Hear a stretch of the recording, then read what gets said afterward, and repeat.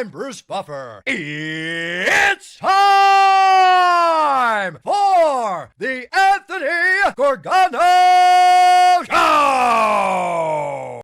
Live from the Xfinity studio. Well, good morning. Happy Tuesday to all across the Delaware Valley, a Tuesday that brings us more Olympics and more Bryce drama as the fallout from Elite continues. This is the Anthony Gargano Show presented by the Bet Park Sportsbook online casino app and, of course, our good friends at Xfinity. We come to you remote again today just because we have no water in our building. The pipes froze, and it's been a disaster ever since, and there's no working bathrooms. So we are coming to you live remote. All right.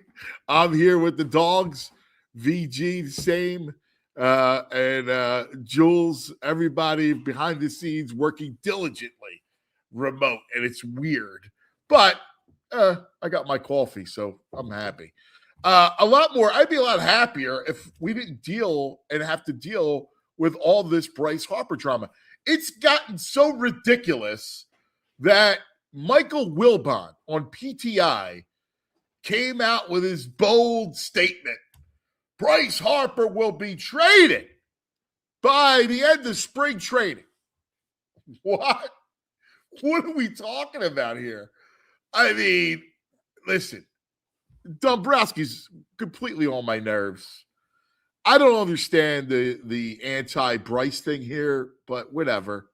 You know, because I don't think he's being a baby about it, but I do think he's like miffed it. Like, of all the things that is wrong with this team, like somebody hit behind me, you're going to go and pick at me. I'm like, he was all busting with the boys. I'm going to play the clip in a little bit. And this happened before spring training, and he went on. And, I mean, he's right. Like, you know, obviously he knows he didn't have a big year. He has to have a better year. I think it goes without saying.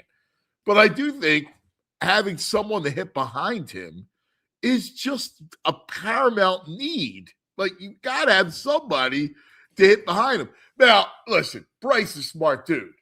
And so he went off yesterday talking about Aaron Judge. And this spurred another thing, right? So he's talking about how much fun it's going to be to have Aaron Judge hit behind me. And, you know, that raised some eyebrows. And up north in the Bronx, they're all saying, oh, you imagine if Bryce came to the Yankees. And I'm like, slow your roll, please. This isn't happening, all right? Bryce Harper's not going to get traded. That's ridiculous. You just went all in with this team. You just went all in with Schwarber. You signed a 35-year-old catcher for almost $50 million. Come on, all right? Like, there's no trades. That's absurd. But, man, do we live in a weird time. Just a weird time. That this whole thing gets extrapolated, that he's going to get traded and everything else. And I have to be honest with you. There's a lot of anti-Harper sentiment. And, I don't know. I mean, I think he's been great here. I mean, last year was a down year. Other than that, I mean, he's MVP. He has big hits in the playoffs. Like, I don't know. I mean, there's a few people in the town that I trust. I was thinking about this the other day. Who do I trust implicitly to do the right thing and to come up and give you what he's going to give? You know, it's weird. Like, number one is Tyrese Maxey. Like, I just trust Tyrese. I know he's going to do the right thing. I know he's going to score. I believe in him. You laugh, but when I think about who else I trust, Quinyon Mitchell is like is when I think of the Eagles, I trust Quinyon. I don't care, young player or not, that he's going to do his job. I don't have to worry about Quinyon. Cooper, I don't have to worry about. And Harper's one of those guys that I go, I shouldn't be sweating Bryce Harper. Bryce Harper is one of the reasons why you want to go watch the Phillies play. I don't say it. I don't say it. But I guess we'll get the argument going on. I want to play for you the cut of Bryce. This is with Bussin' with the Boys. It took place earlier in the offseason because he references he's going to get asked about it. But I thought that this was pretty interesting. Again, like if he had something like that to say, like obviously I'd want him to say it to me. I assume he has your phone number. Yeah. Okay. Yeah. So that'd probably be a good way to go about it. I think the tough part is like it's just a story that doesn't need to be out there. So like when we get to spring training, it's gonna be a story. Like people are gonna talk to me about it. People are gonna ask me about it. It's just like it doesn't need to be a story. Like there were. That was my boot. But Nice, dude. I do like a good rip. I do like a good rip. But like I think that's the thing. Like you don't want stories like that in spring. Like you don't want that to be right when you get there. Like, hey, what do you think? You know, like great. This is what I have to answer. Besides, everyone's got their opinion. Onward. Yeah, exactly. Where were you when this took place? I assume you just found out like everybody else, or somebody might have sent you a link. Where did I see this? I don't know. I can't even remember. I was just shocked. More than anything, I was just like, that's kind of wild. It's a wild take. Yeah. You know? Have you... Obviously, I didn't have the greatest postseason or like the year that I wanted to have, but if they want to talk about like, you know, what stats mean or anything else, like they have their numbers. Like they know where I'm at, like number-wise for, you know, the tier of the league and stuff like that. Like it's still there, you know? So. Yeah. Damn. Was there any beef with you guys like throughout the season to where it could have led them saying that? No, I think that's the thing. Like I have a good relationship with, you know, Dave. So it was just like kind of weird, you know, for him to even I'm sure that way, just shocked, you know? seeing all So that. I was just shocked. Yeah, it makes you wonder like what would go through his mind that he's like, yeah, this is the appropriate time to bring up a comment like this. Yeah. I mean, again, like obviously we didn't have the postseason we wanted to. We got beat. It didn't end the way we wanted to. And I know all those things. Like, and if you want to blame somebody, I don't mind you blaming me. Like I didn't play well, you know, like I didn't have my best series. And I'm totally fine taking the blame for anything that happens. Like it comes with, you know, the territory and things like that. But things like that just don't motivate me to the extent like, you know I need to be better. Right. You know what I'm saying? Like Exactly. I get that. Like I need to have a great year this year and I plan to do that. Like I don't plan to not have a great year. What's wrong with that? I mean, I think he handled it pretty well. Because I would have the same take. Like, excuse me? I get it. Like, I'm 33 years old. I don't need to be motivated by that. Anyway, we got lots to do today. Fun show. We're going to get into a little draft. It's never too early because the combine's around the corner. Fran Duffy will join us and talk a little first round mock draft. He's got one up on our Please Become a Diehard because it's great stuff. Franny's draft coverage is so great. It really is. You're going to just go bananas. You'll love it. Temple coach Adam Fisher will join us coming up at 10 o'clock. I love Fish. He's terrific. We'll talk a little college hoop because we're now in the college hoop season. And then we'll talk to Steve Noworyta, our good friend who used to be the director of minor leagues for the Phillies. Great baseball man. We'll get a little spring training and talk a little prospects with Steve. Lots to do. And we mourn the passing of Robert Duvall, the great Tom Hagen, the consigliere. So stay tuned for VG and I acting out the scene later in the program. Good morning, Violations, Greg. My condolences on the loss of consigliere extraordinaire, Mr. Hagan. It's a tough loss. Good run, though. 95. You can't go wrong with 95. Man. God bless him, man. He lived a great life. Yeah, he really did. But he was, listen, the movie's just iconic. It's my favorite, the whole thing. And he was great. He was the most loyal of any character. Yes, sure. My German Irish loyal, man. I'm watching Bryce, and I gotta say, man, oh my God. If you want to blame me, who blamed him for the whole year? He's like, if you want to blame me, I get it. No one's blaming you, man. Like, what's he talking about? I love Bryce Harper, but he's First of reacting all, to this in a weird way, man. No, first of all, he was blamed. No, he wasn't. Dombrowski blamed him. He blamed him for the whole season. He blamed him by the fact of him bringing him up. It was the blame game, VG. Like, what are you? Are you not allowed to say How you're could the down you year? take? You know what? It drives me nuts. You're actually taking Dombrowski's side in this. It's disgusting. I'm not. It I'm really trying is. to be You neutral. are. I'm like, No, you're Switzerland. not. Yeah, I'm calling it down the middle. And it's like, what is he talking? Like, he can't just say he had a bad year and move on.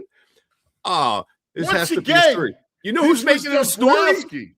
What's Bryce that? Harper's making it a story. No, he wore the shirt that said elite. He's going. All he had to say yesterday was like, yeah, I mean, he's right. I didn't have a good year. I wasn't elite last year. I'm working on it. Bleep that noise. Well, he's got That's to. nonsense. And it's over. No, It's no, I over. disagree with you. No, because Dombrowski should have shut his big fat mouth. That's the Maybe truth. he should. Maybe And he you know should what? have, but he I said gotta it. blame a prideful athlete for reacting the way he did. He was honest. Well, what's he saying? All he's got to say is, yeah, I had a down year. No. All he's got to say. What, It doesn't take Columbo to Who are figure you? out I had a bad year. I had a Bryce bad year. Harper, what to say? Huh? Who are you to tell Bryce Harper what to say? Are you for real? Yeah, man. I'm a master of human relations. And all the guy's got to say is, Are you? I yo, missed that one. duh. I didn't know Inspector Gadget. I had a bad year. I don't know what you want me to say. Yeah, he's right. We're working on it. Like, it's a whole, like, oh, he had to wear the shirt. I don't even know what the shirt means. It doesn't mean nothing. This is Dombrowski's so in his crawl right now. I love it. And Dombrowski, is he a douchebag? Yeah, probably. But I love everything that's going on right now. Yeah, I don't. I don't. You and he's I smoking. completely see it opposite. I don't like it a little bit. I think Dombrowski was completely out of line. I don't think you should go pick a fight with your star. I don't think you should do that. Picking a fight, just saying That you had was a picking down a fight. year. Now, come on, you know what it's like in this day and age. You're going to mention your star player in this day and age and say, I don't know if he's ever going to be elite again. That's not starting a fight. Come on, We see it. He's 33. I don't know. Come on. Maybe no, really. But you don't. The president of baseball operations doesn't come out and say it in the middle of his contract. It doesn't happen that way. I have more issues with the way Bryce has reacted to it all. He seems very sensitive and thin-skinned. I gotta say, for being I mean, he seems really thin-skinned with this. I don't get how you take Dombrowski's side. It's disturbing to me. Even on that podcast, It's disturbing to me. your story. All right, well, just stop talking about it. It's not a story, bro. Well, listen, part of it's my fault because I played that. That happened before spring training. He that's knew he was before? going to be. I said it. If you listen, I set it up and said this was before spring training, but of course you didn't listen, and you come out and make your statement, which is completely wrong, your take. But his statement yesterday was just like, all he had to say was, he's right. He's not right. You know what? No, he's not right to say that. I'm sorry. He's not right to say it. You may not think it's right to say it, but it's factually a correct statement. That's what I'm saying. It's factually a correct statement. Right? You don't go out and pick a fight with your best player. And by the way, and now, by the way, when I first came here, they said keep it in house, and all right, well, keep that in house. Now you're saying what they told you when you first got here. Just keep it. Just shut up with it. Just go play ball. By the way, I saw you strike out yesterday. You have Bryce. Let's get together. No, again, you're just letting Dombrowski off the hook. I don't understand. I don't get it. Things can be correct. Dombrowski had a bad year, and he needs a cleanup hitter. No, the whole thing. The whole thing started because of Dombrowski's mouth and the fact, which you never bring up, the fact that he doesn't have any protection behind him. Why do you think he brought up Aaron Judge?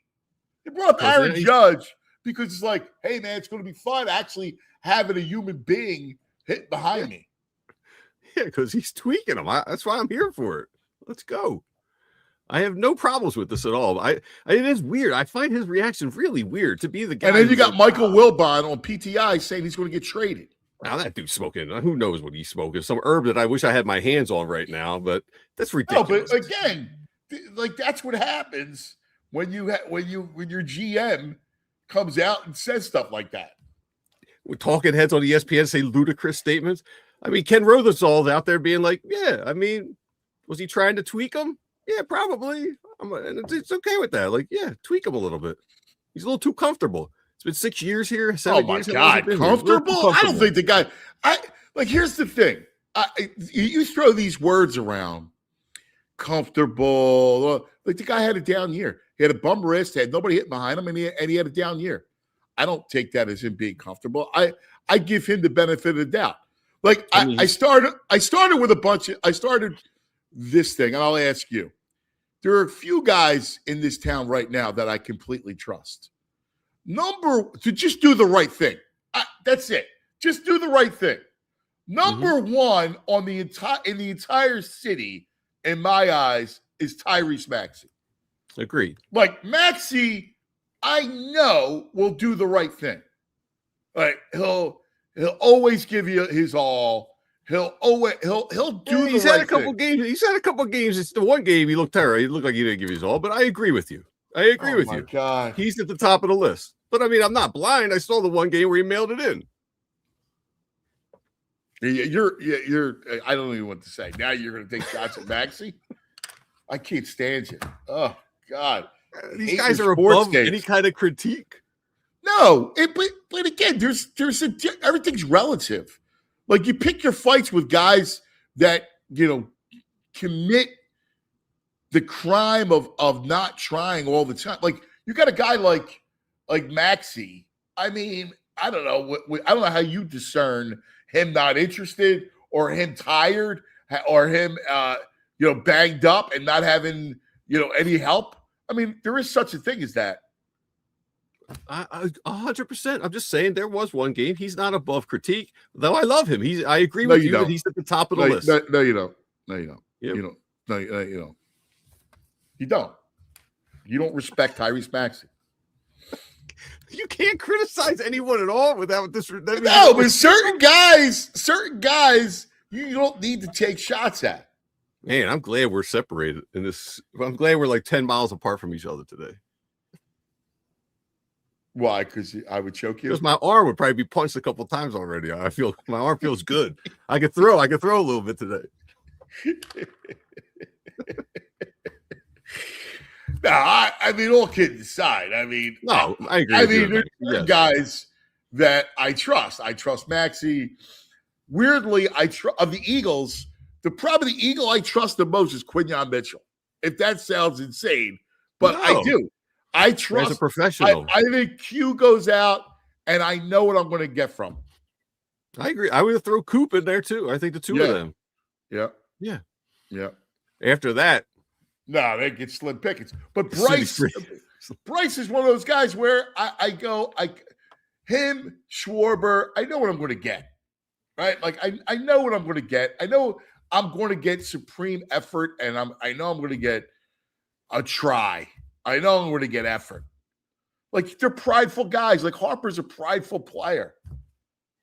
He is, but that's why this stings so hard for him.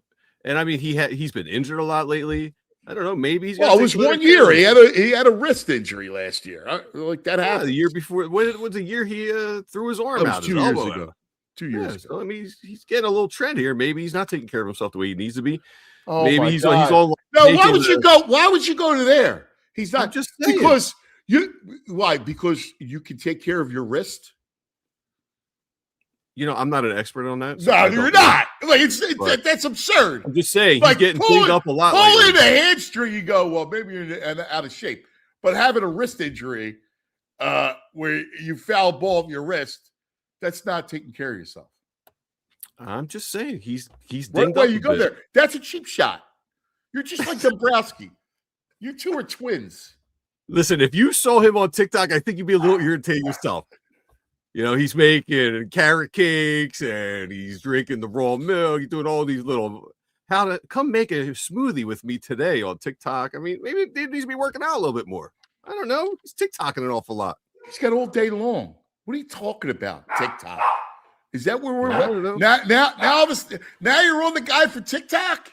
McCain dances around the TikToks people to shred them. Bryce Harper's in the kitchen. He thinks his Guy Fieri in the kitchen doing TikToks. And he's First of all, I don't think anybody, in fact, everybody was upset that they traded McCain. Nobody talked about his TikTok videos. Yeah, when he came, he was getting some TikTok slack. Nah, stop making stuff up. Stop. You're the king of fiction.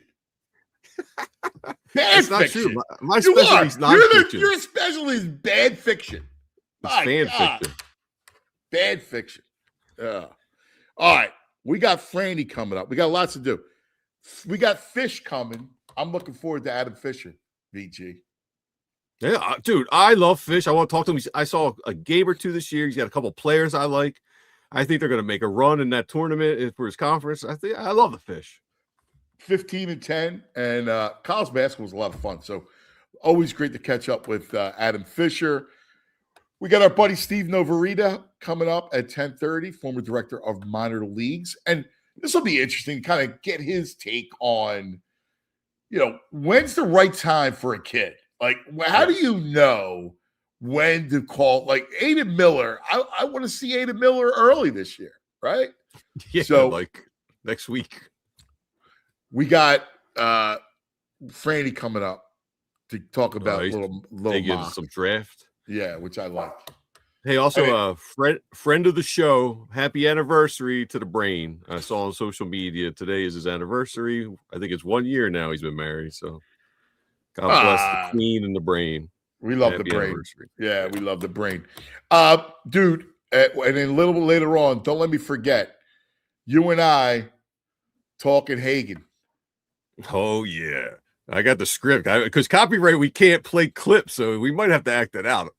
I was running through a dry rehearsal with a Pagan this morning. I bet you were. You're such a ham. I know you were. You wanted to be Waltz, right? Because in Waltz the script, International. Ridiculous. In the script, Waltz's dialogue is like that. No, but you can do the lead in. You do the lead in, then Waltz goes off, and then you close it with the uppercut. That's you. You're a ham bone. God bless you. All right, lots to do, but first, let's talk about some of our friends. And oh, that's great. Hey, pick some winners and go for the gold while you watch the winter games. Bet on women's and men's ice hockey, bobsledding, speed skating with the BetParx Sportsbook online casino app. It's time to play. You got Sixers 4-point favorite against the Hawks.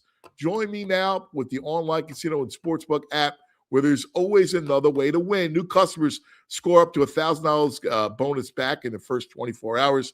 Plus, you get 250 bonus spins on Good Heavens or Lil Demon Mega Collectum over the course of 10 consecutive days. That's right, 250 spins with the BetParx online casino and sportsbook app. You can play real casino games for real money, bet on all your favorite sports right there. All the props you want, points and rebounds, assists. There's always another way to win. You got to be 21 in PA, New Jersey, Maryland, Michigan. New users only. Terms and conditions apply. See sites for details. Casino bonus must be wagered. Gambling problem? Call 1-800-GAMBLER.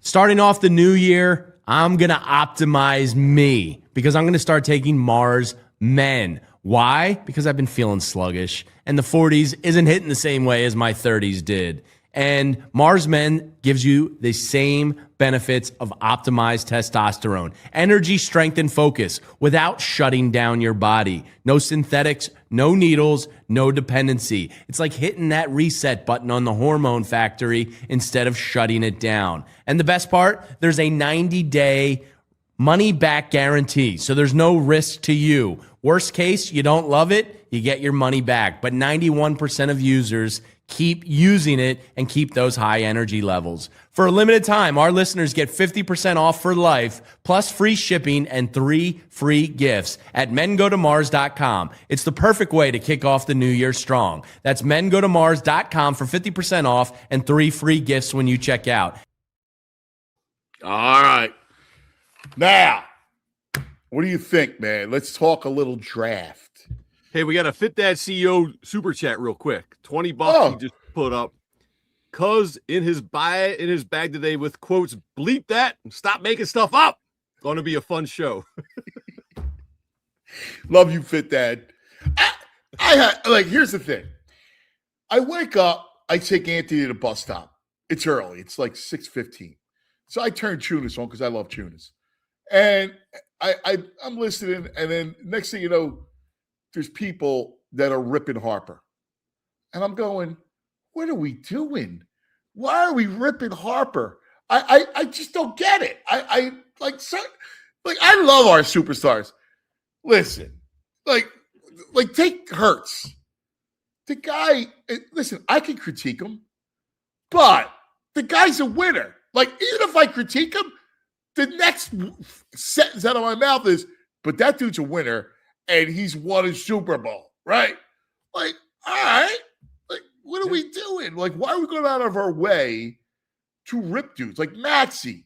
Like, the fact that you would even bring up that he took a game off, which I disagree with, it drives me insane. All right. I mean, you're allowed to say, hey, they had a bad game. They didn't show up today. Doesn't mean they're not a superstar. You don't like them. I don't think that, and you're right, but I think I don't believe that to be true. Like, I don't think Tyrese Maxey, now that team did, but I don't think it's a Maxey deal. He might have a bad game. He's been shouldering such a load. He's got that's 100% true. I mean, played all kinds of minutes, and so like where I take umbrage is like, so you're gonna take a shot at him. Like, I don't think it's a shot. I think our man even Kyle Neubeck said it was an un-Maxey like game. You never see a game like that out of Maxey where he just looked like he didn't have it at all from the get-go. He didn't have Wasn't into it. That doesn't mean he didn't want it, or he was like, hey, I'm smoking a cigar, I'm out. You know, and the same thing like with your Harper criticism, in all seriousness, you can't criticize that dude if you got nobody hitting behind you. I'm sorry. That is baseball, man. You got to lengthen the lineup. And Dombrowski's fault. He's got a bullseye on his hardy forehead. It's his fault. Right the here. Phillies do need a better cleanup hitter, and Bryce is overreactive. Hey, but in baseball news, you got to get last word. Go ahead. This is kind of big news. MLB Players Association Executive Director Tony Clark is resigning. This is a year going into this labor battle they got coming up. They're going to switch their executive director. Pretty interesting. The timing of it's pretty unusual, I would think. Really? That is unusual. Hey, Uncle Frank said, is the show on a different schedule? Is the show in a different time zone? No, but actually, Toot said the same thing. Huh? Is it going out? Yeah, we're on YouTube. We're getting Fit Dad. No, but maybe on Fast. Oh, one of our Fast streaming channels. Maybe we can look into that. Anyway, it would surprise me if Tooth and Uncle Frank are both in a parallel universe somewhere. The time zone's a little screwed up. Yeah. Yesterday, today, no. Huh. Something must be going on with our streaming channel. Just FYI. While we figure that out, let us go to our man. Listen, it doesn't get any better. If you love the draft and you geek out over the draft, Fran Duffy is the greatest. Let's head to our man, Franny Films, on the Xfinity Mobile call-in line. They do not crave food nor drink for nourishment. for the X is solely on the glow of the all-22 monitors. They are the Leatherheads, and he is Franny Films. Hello, Films. Brandon. What's going on, VG? I'm getting ready to geek out. I love this time of year. In this, I miss football to death. It hurts me. It kills me. I struggle for like 10 days, and then I leap into the draft stuff. You've been at it all season. Like during the college season, you're constantly making notes, tweaking, looking at bios, watching film. You're grinding all year long. Yeah, and that's why this time of year is so fun, because now everybody else is ready to go, and let's have these conversations now. I've been watching these guys for months, literally like since last May. So I'm excited to share all my thoughts on all these players. Yeah, I like to. It's funny. I'll do the same thing. Like I watch a ton of college, and so I'll just kind of make note. I have a notebook of just players. Yep. Of guys that, like, if they make a splash play or there's something that you'll see. Now you're doing a different grinded tape, but there's going to be this is a very interesting draft. It's not a sexy draft. No, it is not. And I think that, that's one of the reasons why it's okay. We're the Eagles picking in the low 20s. It's not going to impact them too much there. If they were, our friends out at PHNX out of Arizona, they're picking 3 overall. This is not the year to have the 3rd overall pick. This is not the year to have the 5th overall pick. It's the Giants, picking at 4. Like you're picking a player that you kind of have to you have to squint to see the value of, none of these guys are Malik Neighbors as a prospect at wide receiver. None of these guys are going to be Joe Thomas at offensive tackle, right? Like you don't have that blue chip talent at the very, very top. Once you get into like 12, 13, 14, it levels out, and that's when the expectations are we're back to normal. But with the Eagles, with where they're at 23, it's going to be really interesting, because honestly, there's not going to be a huge difference in the player that they get where they are picking in the round versus a guy that might go 6, 7, 8 in this draft. Yeah, it's interesting because it starts with, as it always does, with quarterbacks, and there's only one quarterback. Yeah, that's wild. Yeah, there's only one quarterback that's going to go in the first round or the upper part of the first round. Yeah, and that's because with the other 2 players, I mean, look, I do. It seems like a lot of the winds are shifting with Ty Simpson, where we might start to see him mentioned more often in the first round, but. Again, that's it's a 1-year starter profile with not elite physical tools from an athleticism and arm talent standpoint.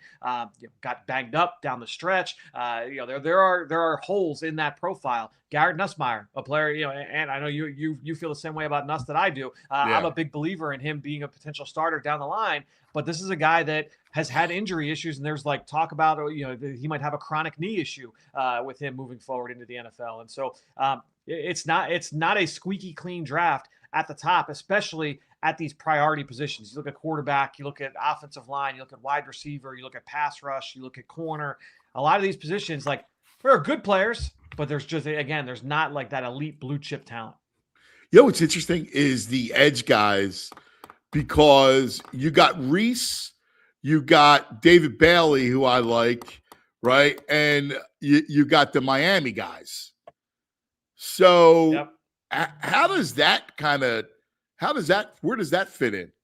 Yeah, and then there would be another player I would throw into the mix there as well, who I've literally got his film up now. A player that's been on that number 1 on my board for a good chunk of this process, and that's Keldrick Falk, who is I was kind of in the boat of seeing him as an interior guy as well, but he's a guy where you're kind of betting on the upside there, because he's big, he's long, he's athletic. He just hasn't been as productive as you would like. But then when you talk about these other guys, I mean, David Bailey, I mean, he's the Ferrari turning the corner, at high speed. His ability to bend on the edge and get home to the quarterback is second to none. He's got outstanding athleticism, but is he a 3-down player? Can he hold up against the run? Is it going to be a quasi Bryce Huff type of situation with him moving into the NFL, where you're not going to be able to play him on early downs? You look at Arvell Reese. I love him as a physical talent, and watching the player, he's awesome. He is a lot of fun. He's athletic. He's violent. Everything is super twitched up and urgent. He makes plays in pursuit. But what position is he? If you're going to take him that high, he's got to be a pass rusher. He can't be Zach Bond and he's the number 2 pick. Like, and you're really betting that he's going to hit if he's going to be worth that draft slot. And so that's a tough gamble to make. I don't know that he's going to go number 2 overall. You look at the Miami guys, like there are holes in their profiles as well. So it's an interesting draft, and everybody, every team you're going to have these guys all stacked a little bit different. But the edge rush group, honestly, it's probably one of the strongest in this class. But again, I just poked holes in a bunch of these profiles. So, and it's interesting because when you look at it, like you said, the Giants are 5, Washington is 7. Yep. And the Cowboys are what, 12 and they're 20. At 12. Yeah, the Cowboys of that group, you're probably like they're probably out of the woods where it's all right. I think the value that they're going to get there makes sense, but the player that the Giants take at 5, like. Probably not going to feel great about that. It's going to be really interesting to see where they like Mansour Delane, who that's thank you, Julia, for flighting this graphic. Like Mansour Delane he's a good player. He had no penalties this year, didn't give up any touchdowns. Like he's competitive. But one of my comps for him was Jalen Mills. Like good. Wow. You will not find a bigger Jalen Mills fan than me. Like I love Jalen Mills. Yes. But you don't take Jalen Mills 5th overall, right? Like you don't a player that caliber. Like he is a like a good solid starting corner. I don't view Mansour Delane as like a Jalen Ramsey, Patrick Surtain, so if you're taking him that high, the expectations just have to be gauged. Where does Jeremiah Love come into your mock? Yeah, he ended up going in that. So that mock draft was the one that I ran last week. Basically, what that exercise is I basically grab all of the mock drafts from all the notable experts, right, in the field. So I took my mock draft. I took Daniel Jeremiah's. I took Mel Kiper's and Dane Brugler's and everybody. And it's like, all right, what is the consensus feel is going to happen at this point in the process? And in that one, I want to say he went to the Saints. I believe it was at 9 overall, Jeremiah Love. So a lot of people feel like, okay, does he go to New Orleans? Does he fall to Dallas? Does he fall out of the top 15 just because of positional value type of deal? My guess is in this draft, he does end up going in the top 15. We just saw Ashton Genty go 6 overall. They're very different players. I think when you're looking at Jeremiah Love, he is like all juice. He is really explosive, big play waiting to happen, both as a runner and as a pass catcher. Great kid, extremely tough, high character, squeaky clean profile. So to me, he will end up going in the top 12, top 15 of this draft. Well, what's funny? I saw a couple mocks that you were talking about, yours, Daniel Jeremiah, and you mentioned him going 8 to the Saints. Washington 7, and Washington desperately needs a running back. The thing with Washington is that, because obviously they were one of the darlings of the NFL a year ago. They make it to the NFC title game. No one expected them to make it this far. 1 year later, man, like the NFL, not for long. They have holes at receiver. They have holes at pass rush. They have holes at corner. They're one of the oldest teams in football, one of the slowest teams in football. That second point, the fact that they're one of the slowest teams, add a guy with juice, add Jeremiah Love. But to me, when you've got those holes at those big positions, I feel like you got to fill that in the draft. To me, they have to come out of this with some kind of pass rush, one of the top corners, a receiver to pair with McLaurin. They need something at those primary positions because you're not finding that in free agency. And honestly, they don't have a ton of picks either. So because they traded them in the Tunsil trade, all those picks they traded for Tunsil last year, they come to roost this year as a second in this draft, a third in this draft. So they've got the 8th pick, and they don't, or the 6th pick, and then they don't pick. They got 7 until the third round. So it's a while. So they're at 7. They're at 7. Ruben Bain.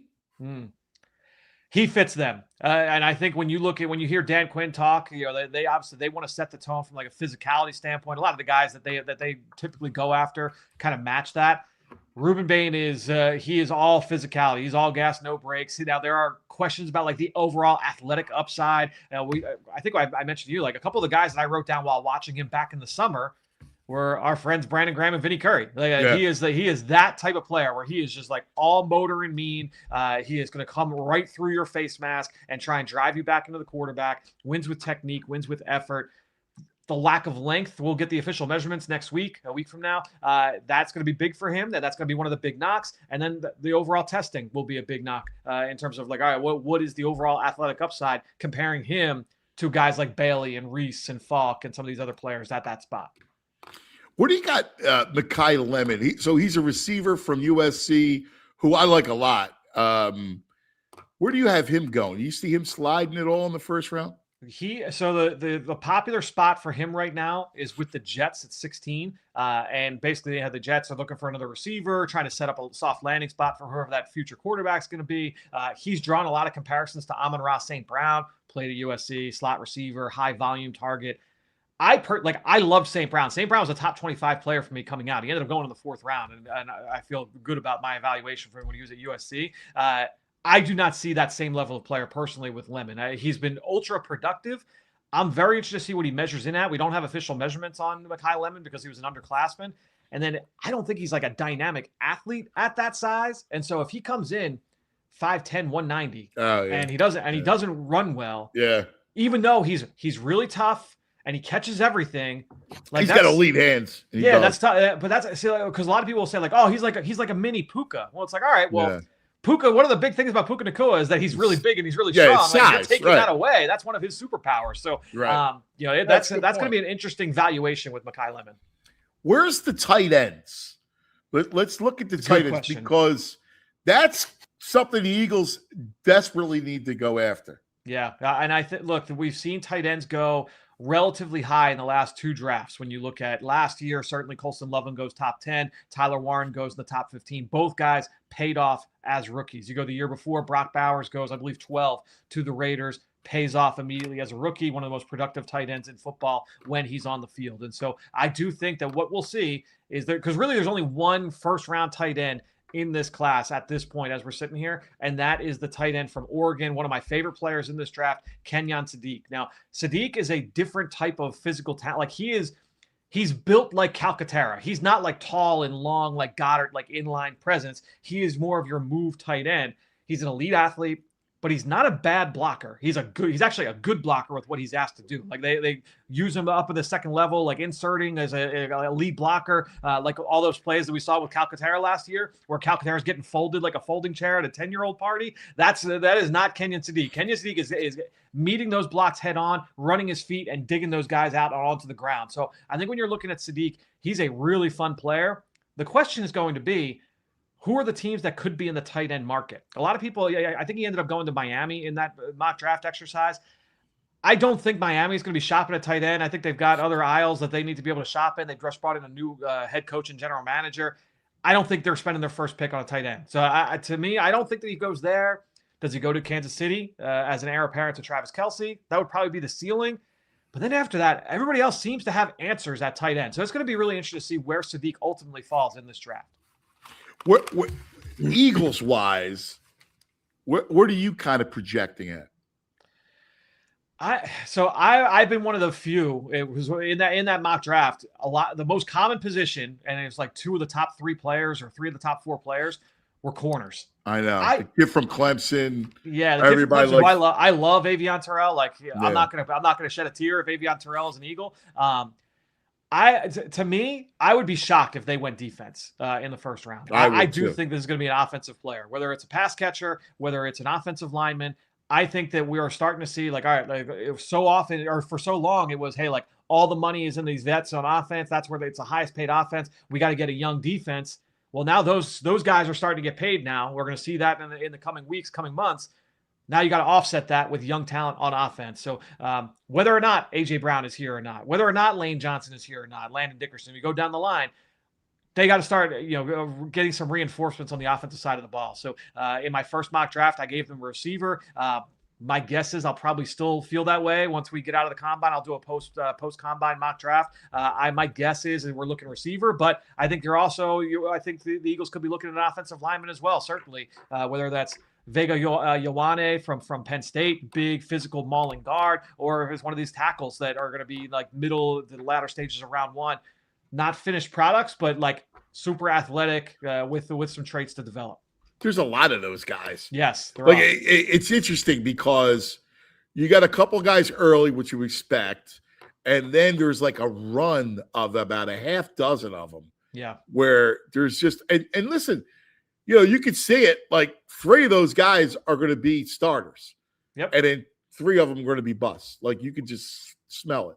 And look, it's one of those things, and that's why, you know, I was waxing poetic about Maxie Honachor, the kid from Arizona State, you know, going down to the Senior Bowl, and honestly, watching him in the summer, I saw this coming a mile away with this kid, where it's like, all right, like he didn't play football in high school, he didn't play until he got to JUCO. It was a 2-year starter coming into this year, but 6'6", 315, long arms, great feet, phenomenal athlete. He's going to blow the doors off the combine workout. Like, all right, if this guy goes to the Senior Bowl and is just like solid, he's going to go in the first round. He's going to go in the top 40 because guys at that position go. You don't see offensive tackles hit free agency. Starting tackles don't hit free agency. Starting wide receivers don't hit free agency anymore. Like T. Higgins isn't on the open market. Like those guys don't hit the market. And so that's why you have to get, if you want them, you got to draft them. And that's the point I was making about Washington earlier. Like to me, they can't justify taking a running back because they got to take these other positions that are going to fill out the meat of the roster and highly impact games on Sundays. And that's how I feel when you're looking at offensive tackle for the Eagles.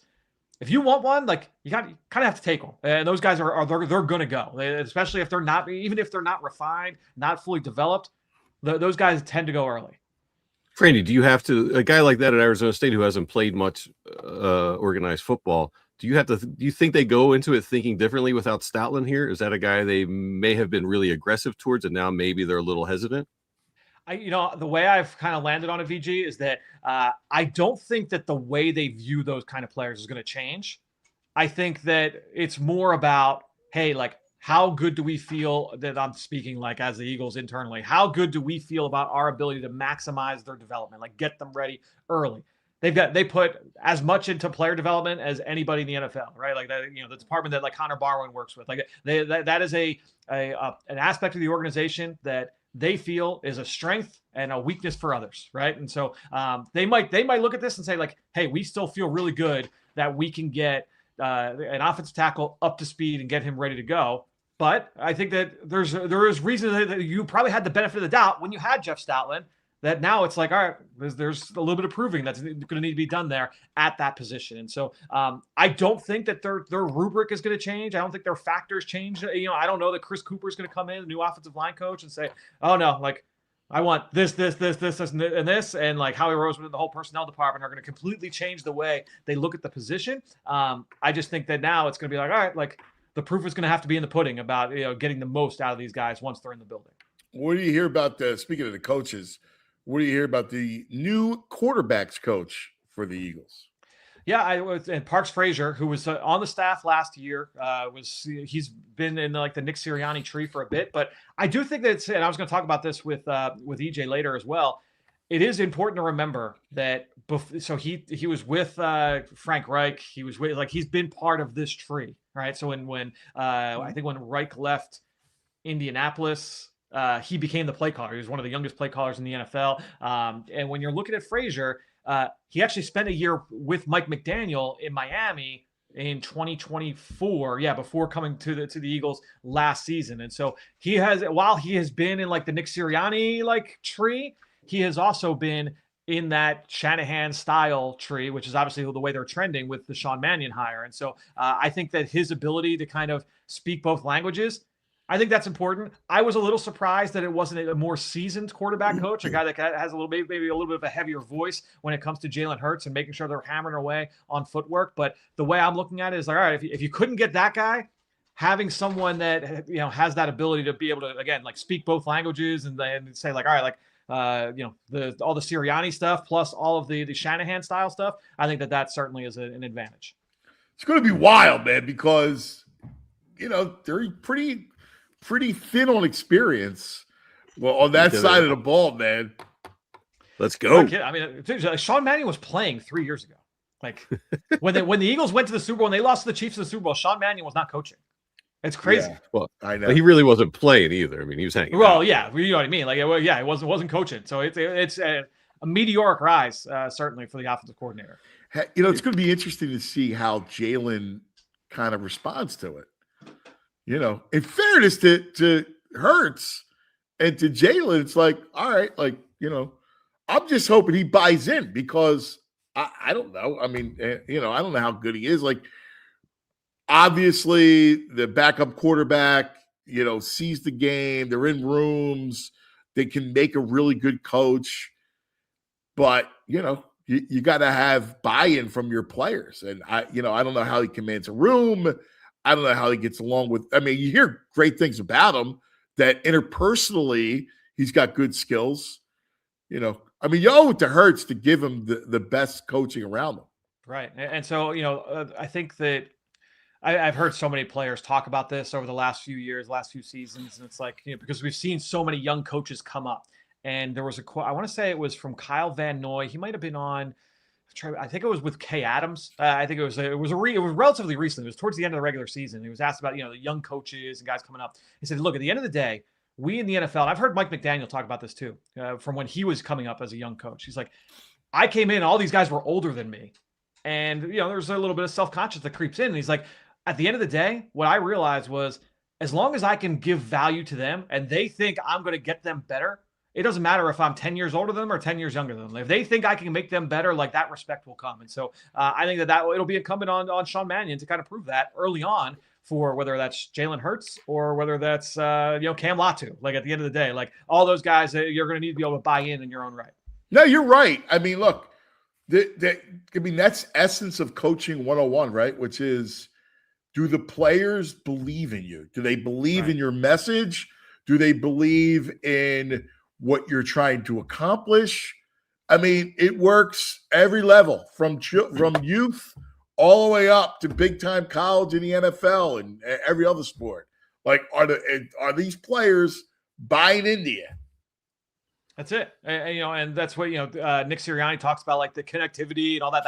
That's a big part of it. And we talked about this when the Jeff Stoutland decision came down, was that there are so many ways that a coach brings value to an organization, right? Like, all right, hey, are you an X and O's wizard? Are you a great player, developer, like, coaching like the technique and getting the most out of guys that way? Are you able to connect with players? Are you good at evaluating talent, and projecting that forward into your team and onto your scheme? These are all areas that a coach can evaluate, just like a player can get evaluated on all these different things. And it just so happened, like, Jeff Stoutland was awesome at all of these categories, right? But I think when you're talking about all these coaches that come in, especially when you were young, you're not going to be great at all of them, right? So if you have someone that's a great X and O's mind, all right, well, then you need to have somebody that there's got to be someone else in that room that can teach the techniques and that can, get guys to execute and things like that. So, whether that's someone in player development, whether that's a veteran that's in the room, like maybe that's Lane Johnson, right? Like, you have to have all these guys. There's got to be someone there that's providing that value.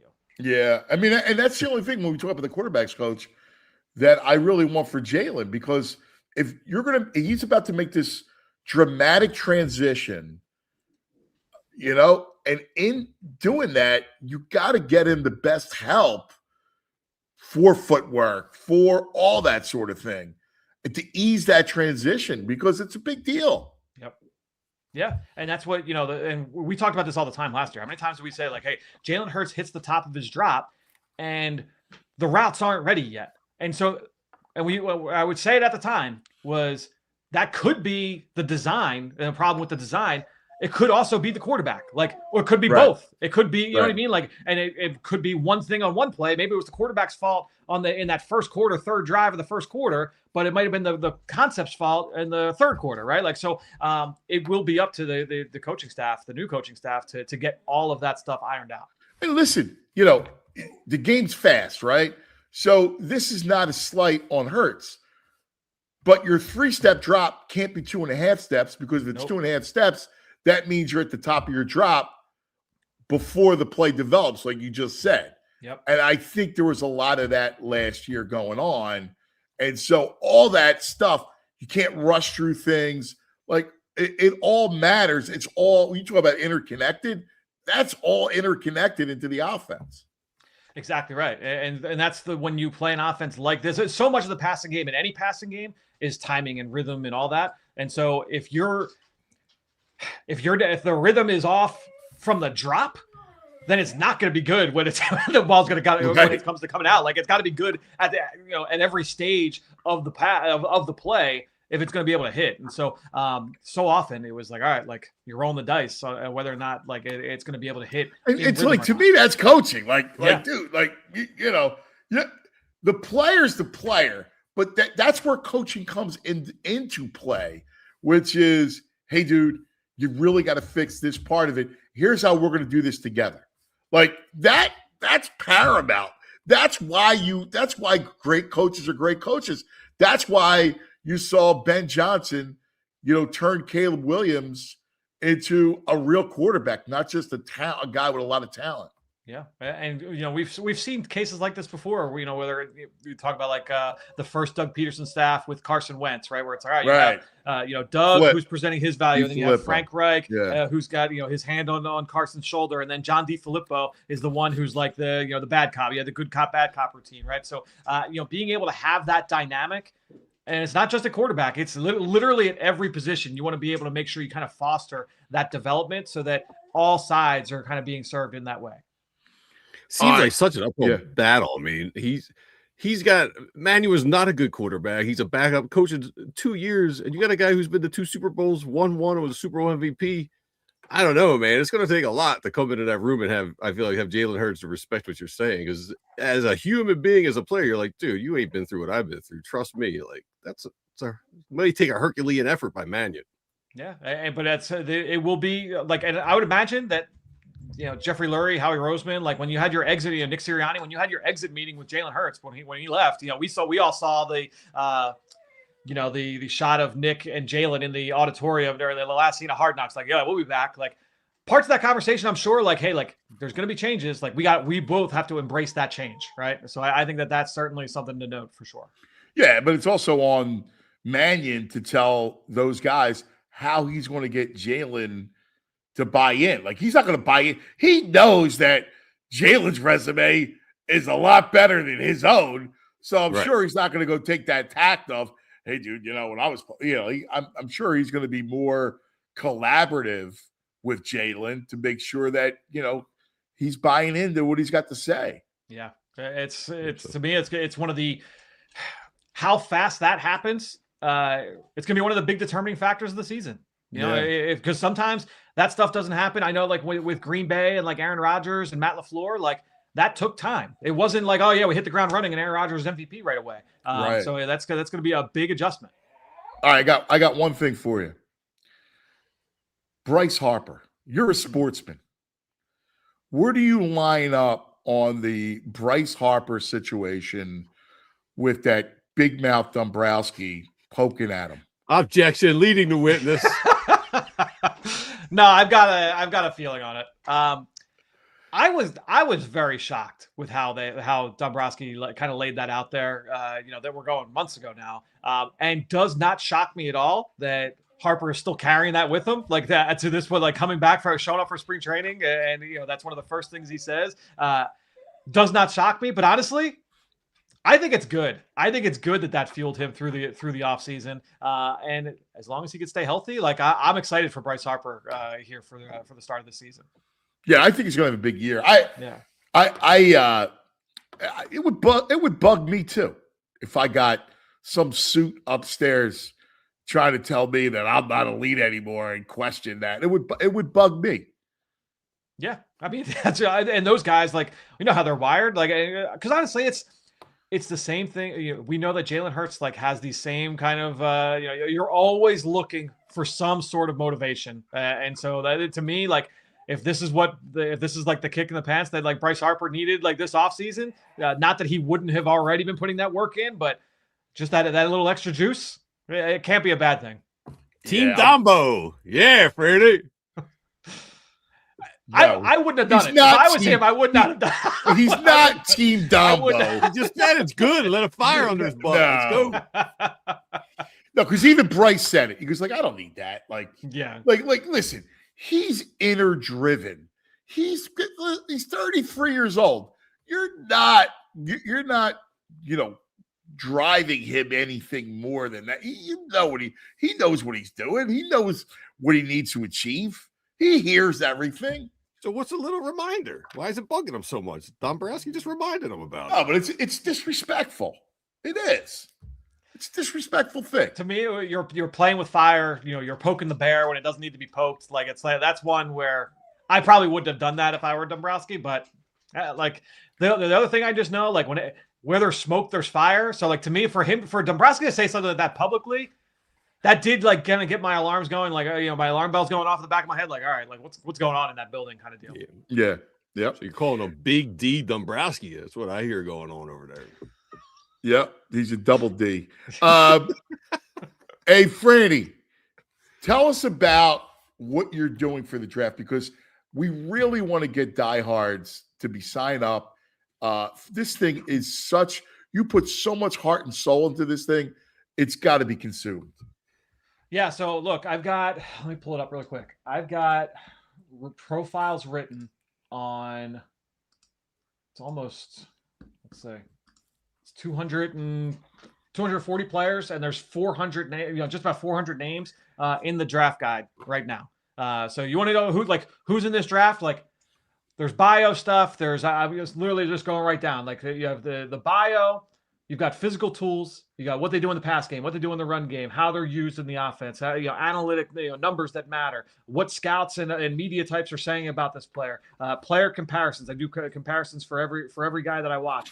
All the video breakdowns. Like I was talking about this with EJ on Friday's show, because EJ's like, oh, like I go to watch a guy, I'm going to go to YouTube, I'm going to go find their highlights. He's like, I don't need to do that. I go into the draft guide, and you put in like all of these video clips. Anyone that's got coaching tape on all these guys or breaking down these players on whatever network you want to see, they're all in there. So you can literally, it's a one-stop shop for all the players in this draft. And so if you're trying to see like who you want the Eagles to draft come April, you've got 3 months to get your mind right. Go to the draft guide, and you can find out which players you like most. It is spectacular. But again, we'll be doing our weekly dive into it. So we appreciate it. Always love talking to you, buddy. You're the best. Thanks, guys. We'll talk soon. Franny Phillips checking in. Team Dombo. He's not Team Dombo. Stop tweaking me. Tomorrow we'll be back in the studio. I hope, man. They got to have some water going. Like, what? I don't understand this building. Don't. I'm glad we're here today. I had burritos last night. Oh, God. Poor Jules. Jules is like, thank God. Yeah. Yeah. Would you have vegan fake meat? I do rice and bean burrito. And then some nacho supreme. Yeah. Yeah, you're a with a nice orange Yarito soda. All right. Let's take a quick TO. We'll come back, and I'm pumped up because Fish is going to join us. Temple coach Adam Fisher, a great basketball mind. He's a really good coach, man. Really good coach. And I'm curious where the program is. We'll talk about the landscape of college basketball, the whole thing. That's coming up next. But I wonder if he'd ever call out his star player. We'll see. You got to tweak. Huh? He's a tough love guy. Again, college is a little different than a 33-year-old superstar. But I don't know. Maybe it takes a sports guy to know that. First, a word from our friends. Hey, let's talk about Ashley Furniture. I love Ashley Furniture. Now's your chance to transform your home for 2026 with great offers on your favorite looks at Ashley's New Year sale. Discover hot buys for every room in your house starting at just $299, and you can ring in the new year with new styles today and pay over time with 60 months special financing on in-store purchases. Don't miss out. Shop the season's must-have looks at Ashley's New Year sale because we just love Ashley Furniture. So my morning routine begins at Wawa. I think like most everybody else, but it's the greatest routine ever. It's the $5 breakfast deal, and it's a deal. You're talking about your sizzly. You want bacon, egg, and cheese. You want sausage, egg, and cheese. You want a bagel. You want a wrap. It's right there. Hash brown, coffee, all right? Any size coffee. I'm a Wawa coffee fan, all right? Whole thing, just $5. And you can, if you want to switch it up, you want to go with the new caramel chocolate craze flavors, you want something different, you want a little sweetness to it. But anyway, you're in, you're out. You got enough fuel to actually get you going in the morning. You got meetings, you got stuff to do. Wawa is the fuel. 5 a.m. to 11 a.m. every day. Wawa.com, limited time availability. Get fueled up and Wawa. Hey, let's talk about Ashley Furniture. I love Ashley Furniture. Now's your chance to transform your home for 2026 with great offers on your favorite looks at Ashley's New Year sale. Discover hot buys for every room in your house starting at just $299, and you can ring in the new year with new styles today and pay over time with 60 months special financing on in-store purchases. Don't miss out. Shop the season's must-have looks at Ashley's New Year's sale because we just love Ashley Furniture. All right, welcome back. Again, hopefully we'll be back in the studio tomorrow. Joining us, we love this dude. By the way, he's the guy. You want to talk about a coach you want to play for? Mm-hmm. It's Fish, right? On the Xfinity mobile call-in line, Temple basketball coach Adam Fisher. Fish! What's up, fellas? All I'm thinking about is drinking a Wawa coffee on a new piece of Ashley Furniture couch. That's all I'm thinking about. My man. I'm pumped up. Who do I got to talk to for both those? You know what? We got to get you. We got to get your office we need a new Ashley couch in your office. It'd be fantastic. It'd be fantastic. I love it. I love the energy y'all brought in the promos. I was hype. Yeah, but see, this is what you got. That smile, that energy. It's what makes you a great coach, man. It really does. First of all, hey, 15-10. Yeah. You know, playing good basketball, and you're in just about every game. I mean, it's been a really good year, and I think you're going to make some noise in that tournament.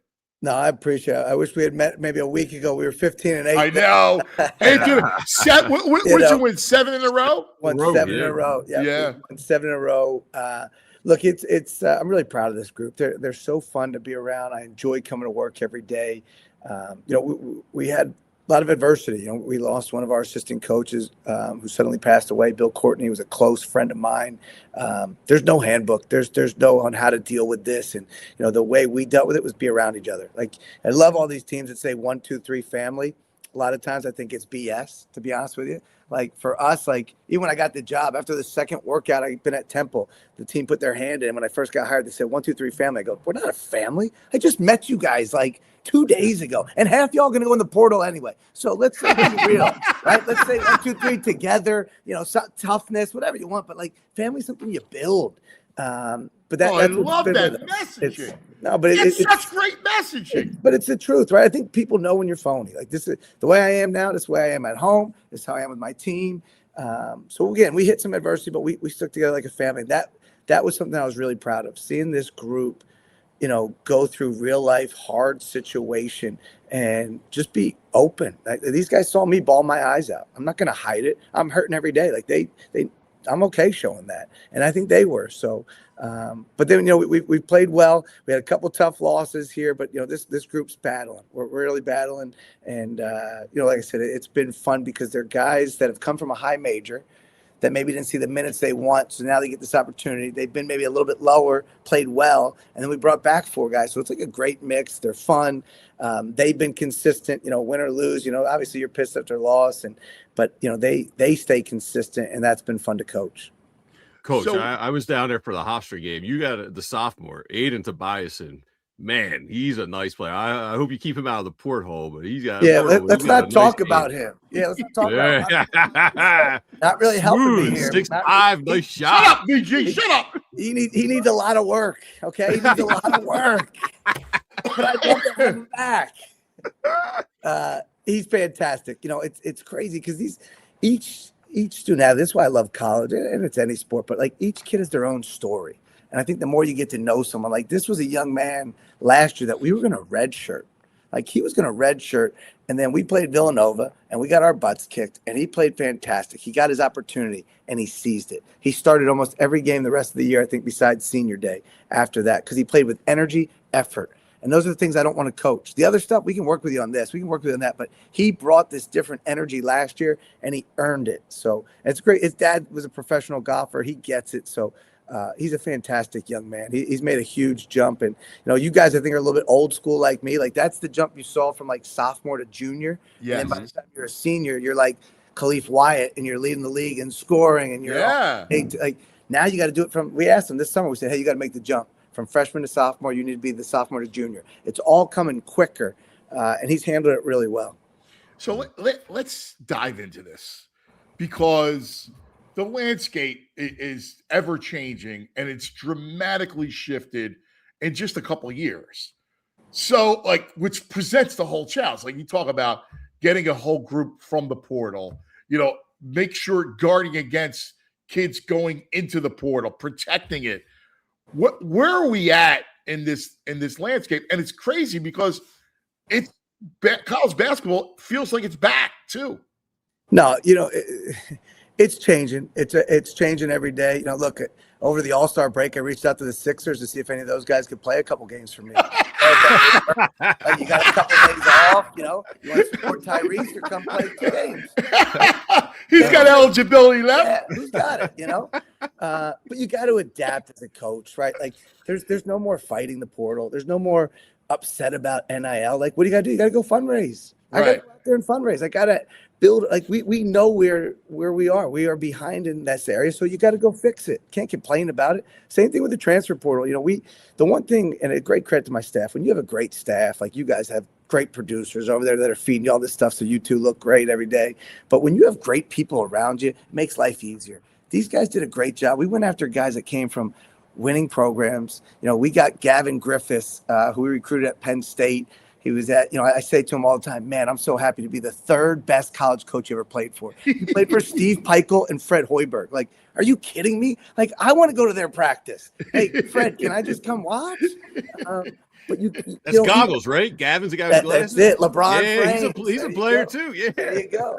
But I think when you get guys that came from well-coached programs, even if they're not playing, those film sessions, the practices they're going up against, that's invaluable. So we really focused on, hey, let's look at how they're teamed in. We want guys that came from winning programs, good coaches, so that they help create that standard at Temple for us. What's the strategy? Right, like when you're looking at this whole thing, because I'm sure you've had to shift and as things get changed as rapidly as it has. What's the strategy, and where does recruiting high school kids come into play as well? Yeah, I'll start with that. We have a kid coming from Father Judge, Mir Rivera. I believe you have to recruit high school kids. I do. I think you hope that they believe in what you're telling them, and hey, opportunity, you come in and earn it. We tell everybody, we don't promise anything in our program. No minutes, nobody starts. It's 13 guys come in, 13 compete. And I always say, if you don't know by November 1st where you stand, it's probably on you, because you've had all these practices all summer. Who's like, we all play pickup. We all know like who's playing well and not. So I think you got to recruit high school kids, and we're in like the best area, right? Like, it doesn't get any better than this. The Philadelphia Catholic League, like, come on, man. Like, they're gonna sell it to Palestra. Like, are you kidding me? Like, as a high school kid, like, it doesn't get better than that. So we still believe in that. We believe in building relationships that way. And then with the portal, you hate to say it, but you watch a lot more games than ever. I rarely watch the NBA now. I hate to say that because I'm watching a mid-major game. Yeah, you're scouting. That kid was nice. You write down his name on a list, and you can't talk to him till the transfer portal opens if he does enter. But you got to have guys that are watching leagues on your staff. It's like, hey, focus on this league. And then you keep a list of, hey, who's within like a 3 to 4 hour area from here, and how did they play? And then you really just, as soon as the portal opens, you want to have some information. I'm a huge information guy. I'm not let me watch 40 clips. I go on Synergy and I watch Anthony make every shot. Wow, he looks so great. Yeah, because I just watched all his makes. Like, right. What kind of teammate is he too? Like, I need to see that. Like, if you bang a 3, did you point to the point guard, good pass, or did you just run back? Right? Are you helping on defense? Are you talking? Like, and then you got to call. This is where I think you got to trust people. Like, you call your friends. Hey, you played against this kid. What was he like in your league? Hey, what was this like? It's speed dating. It is quick. And it's like, all right, you like me, you like us, great. And then the next question is, how much money? And you're like, oh crap, that topic came up. Here's where we're at. Hey, what do you think? But it's there, and we don't hide from it. We tell everybody we're probably not going to outbid you. We're not. But if you look at the guys we've had in our program, right now we have 4 starters that have had career years. Now, We don't talk about individual success. We believe in team success. But because they're playing well, that's why we have 15 wins right now. So that's what we tell guys. Hey, we're going to get you better. We got great player development. We believe in the old school, watch film, treat your guys the right way, but be honest. Like if you're not playing well, we're going to tell you. We're not going to maybe say it. Like I know we talk. I'm not going to call it my best player. That's not going to happen. But it's. But we will be honest. Like, hey, but we got to. When you tell a guy you're not doing this well, you got to go work with them on why. Like, why are you not doing this well? And then hear what they have to say. I love hearing players' perspective. In a film session, I'm like, hey, what did you see here? And I'll be like, ooh, I didn't see that when I watched it. Okay, I get what you're doing now. Next clip, let's move on. So I think that interaction, and I'm big on FaceTime and the phone in the portal. Like if I get a good vibe, I'm going to tell the staff, do whatever you got to do. Like we had Steve Settle. I got off the phone with Steve Settle, and I literally called our staff. I was like, he might stink, but I loved our conversation. Like I was like, I said, we got to go get him. He's like 6'10". He does this. I'm like, again, he could stink. He came from Howard just with the NCAA tournament. He was fantastic. He was here for All-Star break. You know, he's in the G League right now. But it was that first conversation. And the craziest thing is Steve said to his dad, man, I had a great conversation with Coach Fish. And this is a guy that got offered over double the amount of money that we had. And he turned it down. Like, I know for a fact it wasn't one of those fake offers. Like, this kid was a real kid. Same thing last year. He came to me, and he never talked about money, nothing. Just said, Coach, I want to come back. The day the portal window closed, so he couldn't go anywhere. He came in and, hey, if there is any other opportunities for name, image, and likeness, I would love an opportunity. But I didn't want to come to you until the portal was closed, because I didn't want you to think that's why I was going to stay. So that's a kid. He got me for life. Man. Whenever that kid needs something, call. Whatever he needs, I'm here. That's why I flew to Vegas to watch him in Summer League. Was there for 22 hours just to support him. That's how important he is to me. Wow, that's awesome, man. You know, making sure he doesn't feel like he's shaking you down, and like, you know, that's especially in this landscape, that's a unique kid, man. He would be great on an Ashley Furniture commercial. He'd be great. Long legs, add an ottoman for another $3.99. Can't beat that. Upsell the ottoman, yeah. Hey, Ashley, come on in. Come on. Temple Hoops. Come on down. Lazy boy recliners. Hey, speaking of this, Coach, you hear politicians say if they're not in session in the chambers, they're fundraising and out there. How much of your time now is dedicated to fundraising and getting boosters and all that stuff in this day?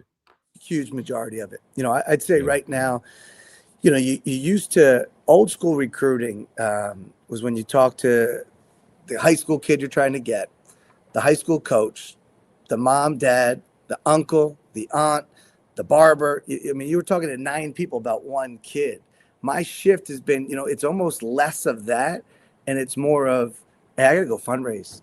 I got to be at this event. You know, I got to be here. I got to go there. I got to have lunch with this person. You know, this past summer, there was you know, we get some time off now in August, the way the calendar works. And I think it was like 4 of the first 5 days I was off, I went and had lunch with a donor. Like, that's what it takes to build what you want. And we have amazing people here at Temple, as you guys know. Like, some of our top donors are just like awesome people. Like, you enjoy hanging out with them. Like, you know, it's a fun group. And so it's a lot of your time between that and talking to agents. That's the biggest shift I've seen in my short time as a head coach. It's fundraise, talk to agents, and then also you know you forget sometimes they are kids. After you get off the phone with the agent, you're like, this guy, and the kid comes in, hey, I'm having a problem with my girlfriend. You're like, okay, yeah, like, you know, it doesn't happen in the NBA probably, right? So, but it's a huge part of it, fundraising. And the agents that you're dealing with aren't, you know, like it's not like you're dealing with Clutch. Like, you know, these NIL agents, you know, half of them are kids, right? It's there's agents, then there's DM agents, right? You know, I tell my wife all the time, I'm like, relax, it's an agent who just slid in my DMs. Like, it's Tommy and Henry, because she'll be like, who is that? Like, you know, I was like, it's Darian Ford's agent. Relax. But it's the world we're in. You have to navigate it. You can't complain about it. You have to attack it. Yeah, you know what? It's funny. The motivation is I want to run toward it, right? Like, because if you want to coach, like, ultimately, it's you still. My guess is, and I'll ask you the question, but my guess is the joy of coaching is still why you do it, right? Like, you do it because You're an innate teacher. You love competition. You love the game, and you love to coach kids. But this is your vehicle to be able to do what you love. You know, one of the best examples of that, Anthony, this year was we played South Florida here, a whiteout game, great crowd, ESPN Saturday night. Like I told the guys, it's 8:00 Saturday night game. Like, it doesn't get better than this. We have our two bigs fell out of the game. We bring in a kid, Mohamed Keita. I believe on the year he was 1 for 6 from the foul line. He's got to play the last 6 minutes of the game. He catches the ball, they foul him. He makes 2 free throws. Then we're coming down the court. We ran a play to try to win the game. It rolls in and out. He tips in the game-winning shot. The joy that his teammates had for him and the joy we had as a staff for him. Now, I know we just won the game, and it's all for Temple. We were so happy for that. Yeah. For the work the kid misses practice because he's in some crazy engineering major. He hey, on Monday and this day, it's the only time I can get to class. So he's at class. We got to catch him up on film and practice some days. But that joy, you can't get that anywhere. That's the specialness of it. Even the next day I texted him, "You're going to remember last night forever. I am so proud of you. Thanks for believing in us and doing your role." Because if he's complaining I'm not playing or starts doing this stuff, right, then you don't have that. But when the guy who's not playing that much has that same joy when the team wins, you're excited for him when his opportunity is called and he produces. Yeah, man. We always forget. And, it's a trickle down, man. It trickles down to, high school and youth that, hey, your night may come. It may not be tonight, but at some point, your moment will happen, and you don't want to be sulking on the bench because you're not playing. I wouldn't be in the huddle when you're coaching your CYO, the 9-year-old team. I just want to hear the motivation. You have me fired up. I hope this is being recorded. I'm 8th grade now. I moved up. Sorry. I'm 7th and 8th. I've moved up every year with my little one. My little one's in 7th grade. What's your record right now? So we just came off of a win over. We won it last year thanks to your inbounds play. No, nothing to do with And it. we're doing well. I think we're 7-3 or 8-4, and we just beat Camden. They beat us bad, and we had to go to their place on Saturday, and we won. And it was awesome, dude. So, I have a play called Temple. It's my defense, right? It's a matchup zone. Love it. That I call, let's go into Temple. And so we attack the ball handlers. We blitz the ball handlers. And the kids are really good at their angles. And I teach them, recovery and the spot you need to get back to, but your angles when you trap and your angles you need to be. And they must have forced, I don't know, 15 turnovers. And they were so happy. And I was thinking about Coach Chaney. And I remember, as a student, going and watching practice and the matchup. I was so enamored by his matchup zone. And I was thinking about that on Saturday and just about the pride of the program. And him. Fish. Come on, seriously. That man was just, incredible, a legend. Not even just a legend here. He's a legend in Philadelphia. He's a legend in college basketball. That's what I think people don't. I think I'm not gonna say take for granted, but when you're from Philly, oh yeah, I know Coach Chaney, but when you get outside here and you're recruiting, it's the first thing people say to me. Oh, I loved Coach Chaney's teams and Aaron McKee and Mark Macon, right? They go through the list of the amazing Eddie Jones and the thousands of great players. He built something here that it's going to be remembered forever. And that's a legacy. He created this. And again, Harry Litwack, there's some other fantastic Fran Duffy, Aaron McKee, but Coach Chaney, that's what his son, John Jr. and Maria Chaney, they're at almost every game. When our defense isn't good, John Jr. will tell me. He doesn't really say it as nice as it wasn't good. So I get it. He heard a lot about defense over the years, but that's something special like that. That's why it's such an honor for me to coach here, to be able to coach at a school with a legend like that. It's incredible. Well, it's why we love you, because you're a hell of a coach, but you appreciate what it means. Like there is.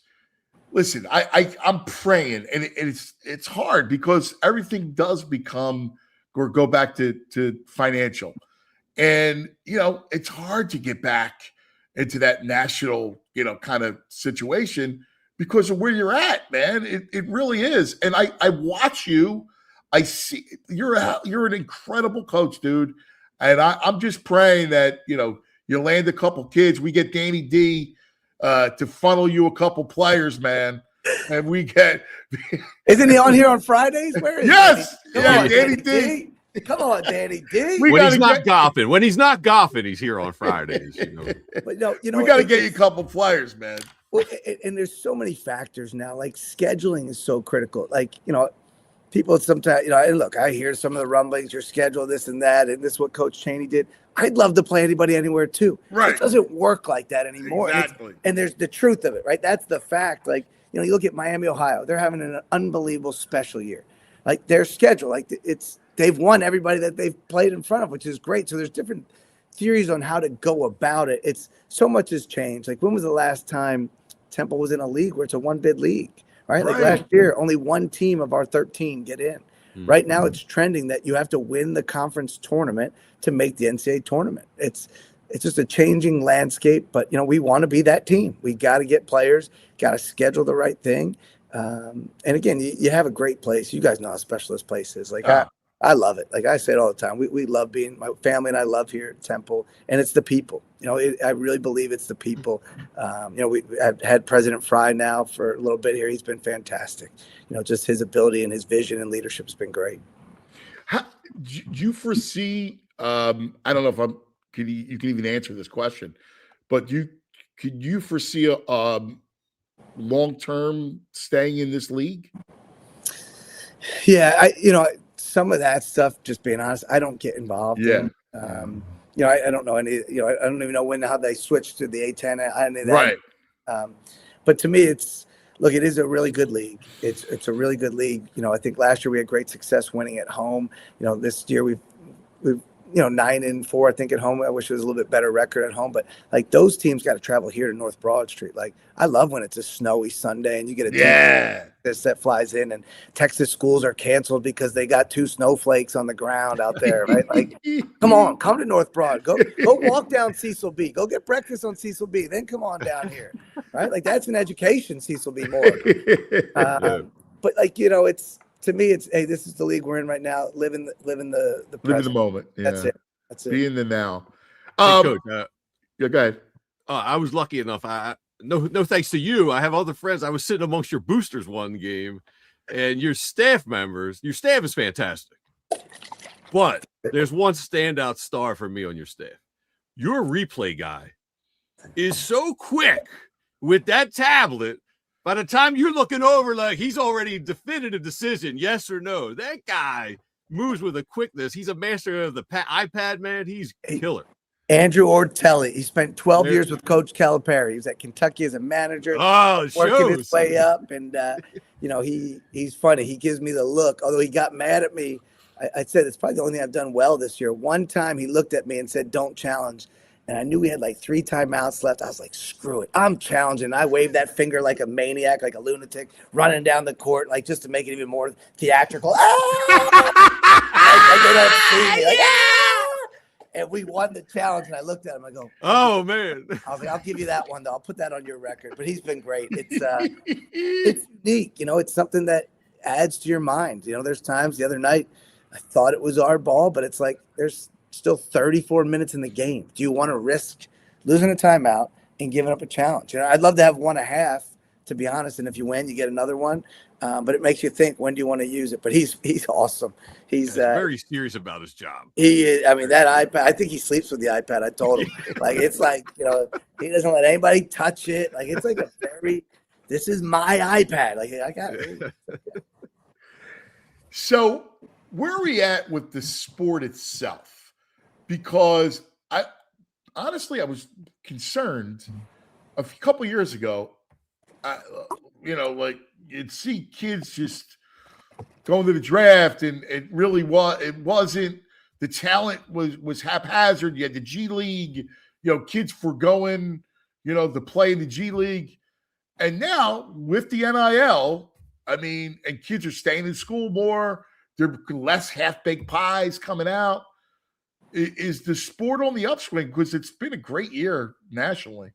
Yeah, I think there's a lot of factors this year. I think there's a great freshman class, right? Like there's some, when I was at University of Miami, the Boozers lived down there. So I've known the Boozer family. They used to come to our youth camps and clinics at Miami when they were like in first and second grade, and they dominated then. Like I remember, like we had to move them up to like the sixth grade group when they were like in first grade. Like it was crazy. And but there's so many good young freshmen that are college ready, and I think there's just some great teams. Like I love watching college basketball. I enjoy. I haven't spent time in the Big Ten, the ACC. I watched a lot more of those games. But I think there's a lot of really good teams. I think the only thing you're seeing, I think we saw the trend 2 years ago, and then we saw it a lot last year, the NCAA tournament getting upsets, right? Like you're starting to see, because less mid-majors are getting in, right? And on the bubble teams, you're taking a team with a below 500 record, right? Back in the day, if you had a below 500 record in the Big Ten, like you weren't going to get in at 8 and 10, right? It was like, hey, this was like the magic number. But now because of strength of schedule and all that. So I think that our sport is great. I think there's so many great coaches. There's great teams.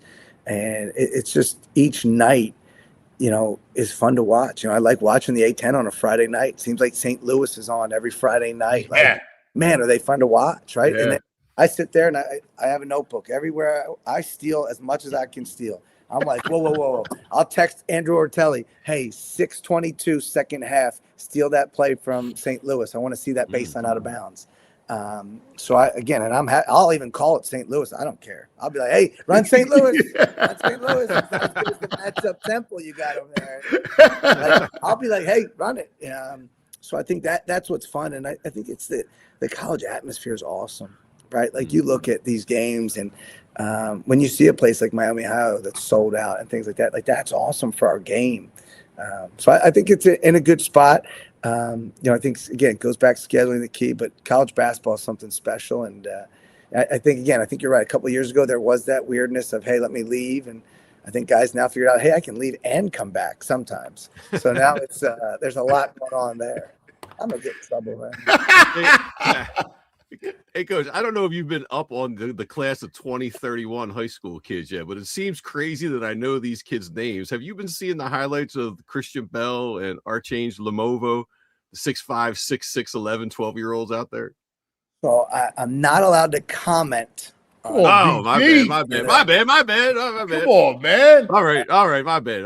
I'm not up on the rules. 2031. All right. That's a little wild, right? That's Massimo's class. Okay. So there you go. Massimo's at 31. You'd like him, Fish. He's my defensive stopper. I have him at the top of the zone. He's long, all right, and he's my boxing one kid, right? I'm like, just shut him down. Like I just want you to shut that kid down. I want you in his face, deny him the basketball, and shut him down. I just don't want to have to deal with you as the agent. You know what I mean? Oh, that's a nightmare. That's a nightmare. Yeah, it'd be brutal. I need $5 more off Wawa something. He'd be asking, I need to get Maxie's on campus at pizza after every game. You get the hey Fish. I didn't like the tone you spoke to Moss the other day. We're gonna dial it back a little bit. No, shut up, BJ. Although he should be on staff, he's out there getting these kids brainwashed. This Temple D is fantastic. I love it. That's why we got to do the show here. We got to have you in the Leah Court. You know what? We're going to do it. Let's do it, man. I'm totally in. You just tell us when. I don't know how any of that works, but I'm all for it. All right, let's go. I'll figure it out. We'll do it. I'll look at the schedule. We'll do it before the conference tournament. All right, we got 3 home games left. We got a big one tomorrow night, UAB. Huge game for us, right with this team that's right where we are in the standings. So that's a big one. And then senior day, we do it on the weekend. I know some people like it to be the last home game. I just think because of this new transfer portal, you have guys that are from everywhere. Yeah. So I think if your family can come in on the weekend so their families don't have to miss work. So we've really tried to do senior day, even though it's not the last home game, on a Sunday. So that's beautiful, man. No, You're always thinking about people, man. It's important. It's important. That's what makes you great. You are we love you. You're the greatest, dude. You know, root I for you. love being on here. Just like, I don't care where you would be. You could be at Georgetown. I'd root for you. All right. Because I see you do it in college football. You root for Nebraska. Matt Rule, the best. You got to send him some gear. Just get him gear. I said, Matt Rule, I saw him at the Eagles game, and I said to him, I said, Coach Rule, I still have the notebook. When I got the job, you were nice enough to take my call. For 22 minutes, him and I spoke. And I just said, what did you do at Temple? Nothing to do with the X's and O's. And he just said about engagement on campus. And I have the notebook with all those notes. He probably looked at me like I was a lunatic, but I was like, Coach Rule. I was so happy to see him. Great. I mean, the best. I root for Nebraska football now because of him. So. Yeah, he's a prince. He is. But again, there's similarities, which is you want to embrace where you're at and enjoy it. And he loved it. Like, again, like every coach and opportunity in life and everything else. But he'll tell you to this day that was his happiest moment coaching. He loved it. Loved the city. And like you, well, you're home. This is your town. Great. So we love you, Fish. No, man. thanks, guys. Good luck tomorrow night, buddy. All right. Thanks, fellas. There he is. Temple coach Adam Fisher. Is he the best or what? He's awesome, man. Yeah. Awesome. I would love to play for him. I'd love to be on his staff, anything. He's got great energy. Great dude. He's got such vibrancy. He's so into it. He just gets it. Yeah, he does. Like he's and listen, like I watch them, like he's a good coach, good basketball coach, like good X and O guy, man. He really is. Hey, another great guy coming up is Steve Noworyta. He's our insider when it comes to the minor leagues, the organization.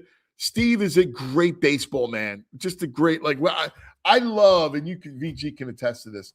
I love like these true sports guys that are into the game, like teaching the game. I just appreciate them. And Steve's a treasure. In fact, his son has followed in his footsteps, like just knows the game inside out. So we're going to talk some Phillies. We'll talk about prospects when they're ready. I got a list of MLB Network's top 10 pitchers right now. So I'm going to throw that by Steve as well. And there's one Philly on it. One? Just one. The other one got honorable mention. So we'll tell you about that as well. But first, let's talk about our friends. Let's talk about Parks Casino. Oh, look at all the headline entertainment coming. Parks Casino welcomes back comedian Andrew Dice Clay on May 16th. The Dice Man coming in to Parks Casinos. It's always fun. The Excite Center. Saturday, June 12th, All McCartney Live, a tribute to Sir Paul McCartney. Tickets still available for these headliners as well. February 28th, the Parks Country Music Fest kicks off with country artist Brett Young. Saturday, March 14th, the great comedian Tracy Morgan. March 20th, comedian Anthony Rodia. April 3rd, Rock and Roll Hall of Famers Cheap Trick take the stage. Saturday, April 18th, Melissa Etheridge. Thursday, May 14th, the Wallflowers. June 6th, how about Long Island medium Teresa Caputo, VG's cousin? Wayne Brady. July 18th, all kinds of stars headed to Parks Casino. Go to parkscasino.com to buy tickets. You got to be 21. If you have a gambling problem, please call 1-800-GAMBLER. Look, do you want Jalen Carter out catching passes? No. All right? Come on now. Not worth the risk, the time, the money. Keep your stars focused on doing what they do best. Same goes for your business. You don't want your top people buried in operations, tedious, time-consuming, redundant activities that wear them down. Togo can help any business look to reduce operating costs, from customer service and accounting to order management, logistics, admin, data entry, even complex multi-step operational processes. We take it off your plate. Every Togo program includes dedicated staff, custom automations, US-based process engineers who act as your quarterback, giving you complete control, total transparency, and instant efficiency. efficiency. At Togo, they turn your playbook into performance. You call the plays, we execute.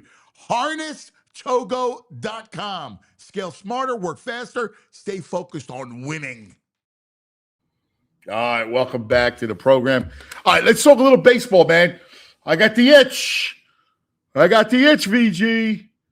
Joining us I know, man, on the Xfinity Mobile call-in line, our buddy, the great Steve Noworyta joins us, former director of minor leagues for the Phils. Stevie, what are you got the itch or what? Like, are you stuck up here? Like, you should be in Florida. I'm stuck up here. You know, my son's getting ready he's down with Kansas City right now. So I'm living through him right now. We're going to go down in a little bit, but I'm also liking being home too. I mean, after all those years of running around and seeing everybody, I become I was mentioned to you yesterday, I had an eye exam today, and the eye exam before was for scouting. Now it's because I'm the house husband. And when I go to the grocery store, I bet my wife's goes, you better find the best prices around here or else you're gone. So, but that's important. Grocery prices are crazy. Oh, man, that's why I had to get the eye exam, make sure I'm finding the right deals here. It's nuts out there. You can still see a curveball, man. That's all. Oh boy, I'll tell you, I miss it. I miss this time of the year, especially because this was, everybody was down in camp and, getting out on the field and then going back in the clubhouse and kind of reminiscent of what happened the year before.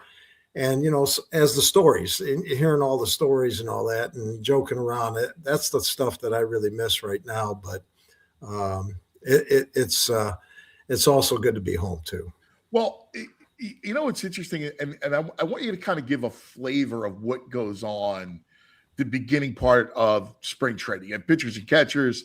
You got because now you have all the kids are down there, right? Like you're talking about the growth. You're talking about potential of certain prospects. Hey, man, I want to see this kid throw. I'm looking forward to this kid. Kind of take us into what happens this time of the year. What I loved when they first got into camp to see the development, especially of the younger players, especially a high school kid or, a kid out of college that became stronger, bigger. His velocity, his command and everything on the mound was always great to see. To see that development from the time the season ended. And that was a story to me to see what they did in the offseason. I mean, we can control so much, but it's up to the player. And it would frustrate you when you'd see a guy come into camp that looked the same as the year before. To me, that wrote me a story that he really didn't do much. He's just coming in and hoping to get into shape. But the guys that took it to the next level, you would see it. And I always joked around when we first got into camp and the pitchers and catchers reported, and we'd be standing behind the 7 mounds. They go, man, this guy looks great. And this guy's doing this. And then by midway through camp, we got to get rid of this guy and we got to move this guy down. It's amazing because you're putting so much pressure. You're so excited to see somebody. But then once you see them through their games and everything like that, that was the fun part. And when the positional players, and now everything's so quick. I mean, I think they're starting games here shortly. So these players have to be ready. And I think with all the conditioning that these guys have with their own people that they work with in the off season, they're ready to go day one. So to me, that was the best part once the game started. And I love big league camp because you had your chance to relax a little bit before our minor league players came in. And once they came in, it was full steam ahead. It was always 45, 46 days of straight work. And you never looked at it as like work. It was just, you'd get there so early and leave late. And you didn't mind it because it was baseball. I mean, you were in something that you were a kid. I mean, and you just loved it. And it was a passion. And that's what you want from your staff. You want from just listening to that coach from Temple. He's got passion. You could see it coming out of him. I mean, that's what you want to see is that love for that game. Are you giving prospects, like say, I don't know, Aiden Miller, right? Not that you have him, but would you give him, all right, I want you to go, take 3 weeks off, and then I need you to go through X, Y, and Z? are you giving them an off season kind of, to get ready for camp? You know what? And again, times have a little changed since I've been doing this, but for me, you'd want that time off. You want to have it to where you're missing it. You want to miss the game a little bit so that you can get back into it. So anytime that you can get that time away from it, go and be go enjoy your family, go do things that you weren't able to do during the season. But once that time comes to do the conditioning phase and the phase to get you ready for camp, you better be ready to go. And that's why I mentioned you can see guys that, when you checked on players and they said, yeah, I'm doing all this stuff. And all of a sudden they come into camp, they look the same. You could see the guys that are committed to it. You never want a guy to burn out. So you made sure that they stayed on that program so that they're ready for camp. So do you believe in starting like early January? Like, is kind of when you kind of amp it up a little bit towards camp? Yeah, especially, for pitchers, Yeah. you want to start long tossing, making sure that your arm's stretched out before you get to camp because you don't want to be just starting out. So a little long toss is important during that time. Are you working on some pitches too? What's that? Are you working on some pitches? Maybe some touch and feel, but nothing really. It's just making sure you're lengthening that arm out so that they're ready to go. And in the way they've cut back on innings and all that stuff. So the first couple of days of camp, you might have 25 pitches on the mound, 30 pitches, then it keeps going up. So when you get to camp, you're ready to go. And 25 or 30 pitches is not much, but you feel good. Your arm is stretched out. And then once you're on that mound, the second and third, probably the third and fourth time, that's when you really bear down and start working on your breaking ball stuff. Most of these kids, because they have such great people that are they deal with in the off season, they're ready to go. I mean, it's a totally different way they do things now than when it was with us. We really had to stay on top of them, but we also gave them we gave them that time off to make sure that they had that chance to rest. Yeah, it's wild because baseball is in a lot of ways it's 52 weeks a year now. Like, and in the off season, there really is a lot of work that goes in. Like I see it, with the travel ball circuit and the high school circuit and in the college, like those kids, they're working out December, right? Like you're playing your fall ball and you're coming back in December and you're working through all winter. No, and the thing that I miss is that kids don't have that chance to play football, basketball, and baseball. I think it's good for them to play the different sports so they're not burned out on one. But you're right. I mean, now it's such a specialty that once they find out or a coach finds out what you really are good at, they don't want you to play anything else. They just want you to stay focused with it. Sometimes that's a burnout. I remember even hearing parents that were 12, 13 years old. What do you think of my kid? What should he be doing now? I said, you know what? It's the summer. Tell him to go get his buddies and go to the beach and play and have a great summer, and enjoy life. I mean, because that time is coming. I mean, don't burn them out at 12 years old. They're wondering, what should we do? I got one of those 12-year-olds. And like my week is, I like tonight I got basketball practice, tomorrow night baseball, Thursday basketball game, Friday night baseball. Like it's every night we have something. And don't let me mix in a throwing session for football. But your baseball is just like a practice, right? It's not. We're indoors, and we're throwing and just do a lot of hitting. I love the basketball for the baseball players because that's their conditioning. Running up and down that court, and that's so huge for them to transition then into baseball. That really gets them basically ready for what they have to do. But you know what? As long as they're doing something, and it's good for the kid to get out, especially this winter, the way the winter has been here, to be indoors and to be playing the game. I mean, they got to feel pretty good about that. But and listen, it's always fun when you're hitting and Like, but we're at the point we started January 2nd, so we're like, I can't wait to get outside. I'm like, yeah, we got to get outside. Like, we need some good weather, get rid of the snow, and get on the field. Well, I went to a small school in Chicago, and our college coach, we had this weather, even worse than this. Oh yeah. And we'd be in this small gymnasium. And he goes, "Hey, we're going out today." And I'm thinking, how the heck are we going out? There's snow on the ground. He's got 25 shovels. We're going to shovel the tennis courts so that we could go outside and play catch and stuff. But we thought that was a catch me out to get outside and being outside in that fresh air and playing baseball. But the kids in the South have it made because the weather's nice and they can get out on the field. There's nothing more than having that feel of being on the field and doing the ground balls and hitting and ever seeing how the ball travels off the bat and all that. So, but the game's different, but it's in a way, it's a specialty now. And I don't have a problem with it because that's what you're really good at. So you might as well take it and run with it. How do you look at it? Like, let's take Aiden Miller. I'm very excited for him. Yeah.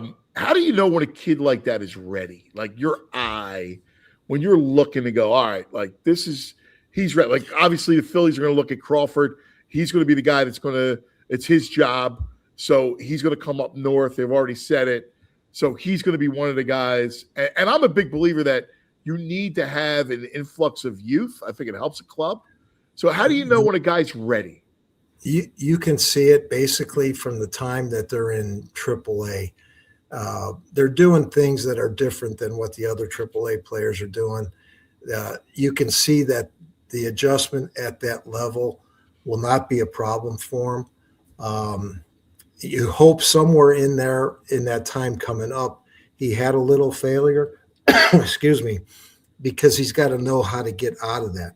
The worst thing you want to do is to never have a guy come up and then fail, and then he can't get out of it. And man, mentally, that takes so much out of that guy. And it's sad in a way, the sense of failure. You're kind of hoping somewhere it happens because he's got to get that out of him to understand, to get that to get back to where he was. So that's the biggest thing that you want to see, that he's handled that. And I know with Dallas Green, when we moved a player, and he would say he better be hitting 280, 320 before you move him. And I'm like, and this was like from the start of the season till the All-Star break. That was a big deciding factor when that All-Star break came, to make sure that they're hitting that, because it was consistency. If he wasn't, he was chewing on my ear about, well, I don't know if he's ready, because he should be hitting that 280 or whatever by now. So, but you see it in the guy. You almost could see a guy. There was a guy last year I was watching that was at low A, and nothing fazed him. You could see that whatever level they put him at next year, he's going to be successful because, well, first of all, he was the captain of his football team, played basketball and all that. So he's had adversity in these sports, but he was also good at them. So when it came to baseball, anything that was happening that might have threw him off guard, it didn't faze him. But he also had the pitches to go along with it, so that you could say, okay, maybe put him at high A, but after that, he's ready to go. This kid was special. So you see it with your eyes that you can see that this kid's ready. Chase Utley, those guys, you could see that it wasn't Ryan Howard. That was like, okay, 40 home runs, whatever, in Reading.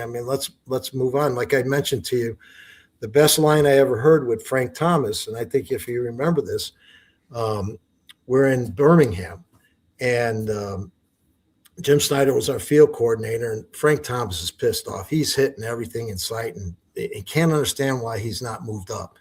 So all of a sudden, Jim sees him. He goes, "Hey, Frank, come here. I got to talk to you." He goes, "Let me tell you something. Your head may be in Chicago, but just remember, your ass is still here in Birmingham. So just finish it. Just finish it off."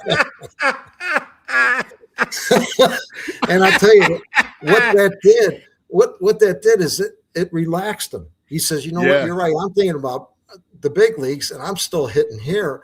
But, okay, you're right. I got to quit thinking of it. You're going to get there. It's just finish off what you got to do here in Double-A, and then you'll get your way up to the big leagues. But all those guys, even – and, I know you talked about the top 10. That the top 10 are great, but it's those other guys that are below the top 10 that surprise you. Those are the ones that you get excited about that become pretty good big league players. Sometimes those top 10s really kind of, sometimes you run into issues, but it's those other middle to, in that second or, past 100 or whatever that come in and all of a sudden become a player. Those are the guys that are a lot of fun to watch too. Like, how does a Christopher Sanchez make the leap, right? Like, man, he was every bit of Cy Young, right? Like, I mean, look at last year. He was fabulous. How does a kid like him, like we know about Skubal, we know about Skeens, right? We're talking about that top 10. But Sanchez, how does Sanchez make the leap into that? Well, the one thing that I could see when we first got him from Tampa, he came over here and they were doing everything to try to increase that velocity. I mean, velocity, they kept talking about velocity. And they were doing stuff that was, might have got him the velocity, but he had no command. And all of a sudden now I'm watching maybe 2 years ago, it might have been in the playoffs, and the announcers were talking about, boy, they did a good job. His velocity's down, but he has command. What does he have? He's got command. This guy could pitch whatever he wants.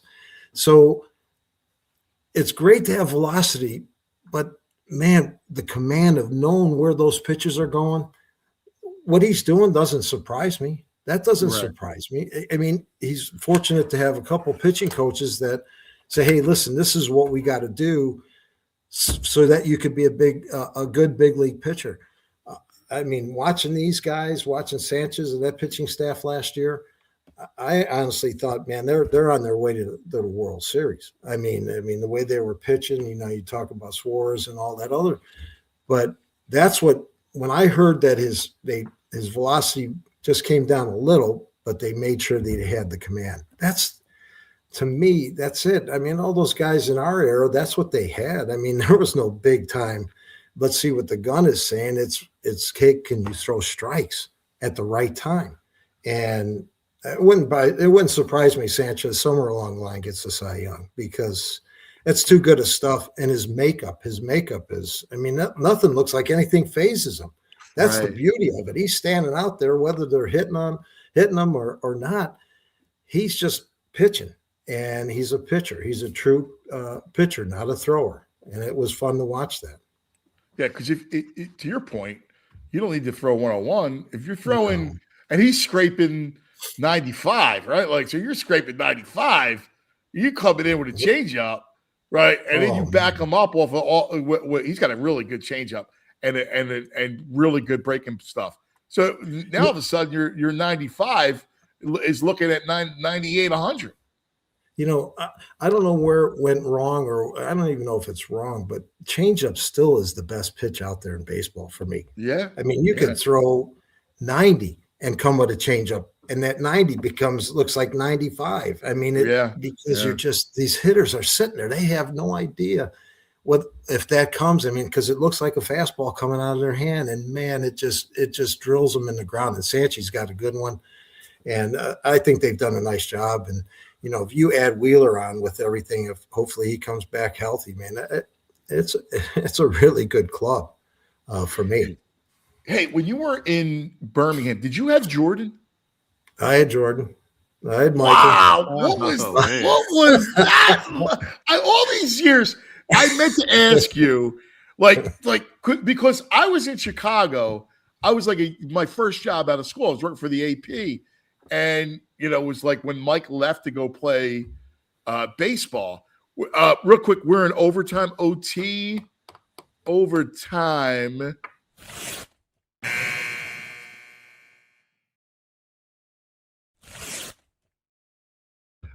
Phillies former head of minor leagues with us, great director of baseball, great baseball man. So I've been meaning to ask you forever, what was it like that whole situation. It was awesome. I had to pick Michael up at the airport. He flew on his jet, and I ended up getting a car for him. And he, the guy in Sarasota, he owned a Porsche BMW dealership, so he gives him a Porsche. And I'm like, I don't know if this guy can fit in this thing, but I give it to him. So we leave there, and he goes, "Hey, Steve, let's go to Publix. I need some groceries." I'm like, "Are you nuts?" I said, "We'll never get out of this place." He goes, No, let's go in there. So we go in. It's like 5 minutes or not even that. All of a sudden you hear over the microphone, people just stuff, and all of a sudden, woof. I said, we had to get up. But he was, I had a chance to play golf with him. I mean, everything that you could imagine. This guy, even though it was baseball, he worked hard. And he really, you had Frank and Blackjack McDowell and all those guys.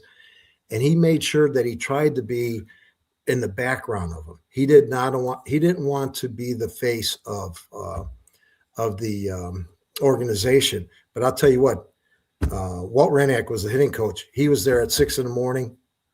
Michael Jordan was there at 6 a.m, out early at 7, working on his outfield drills.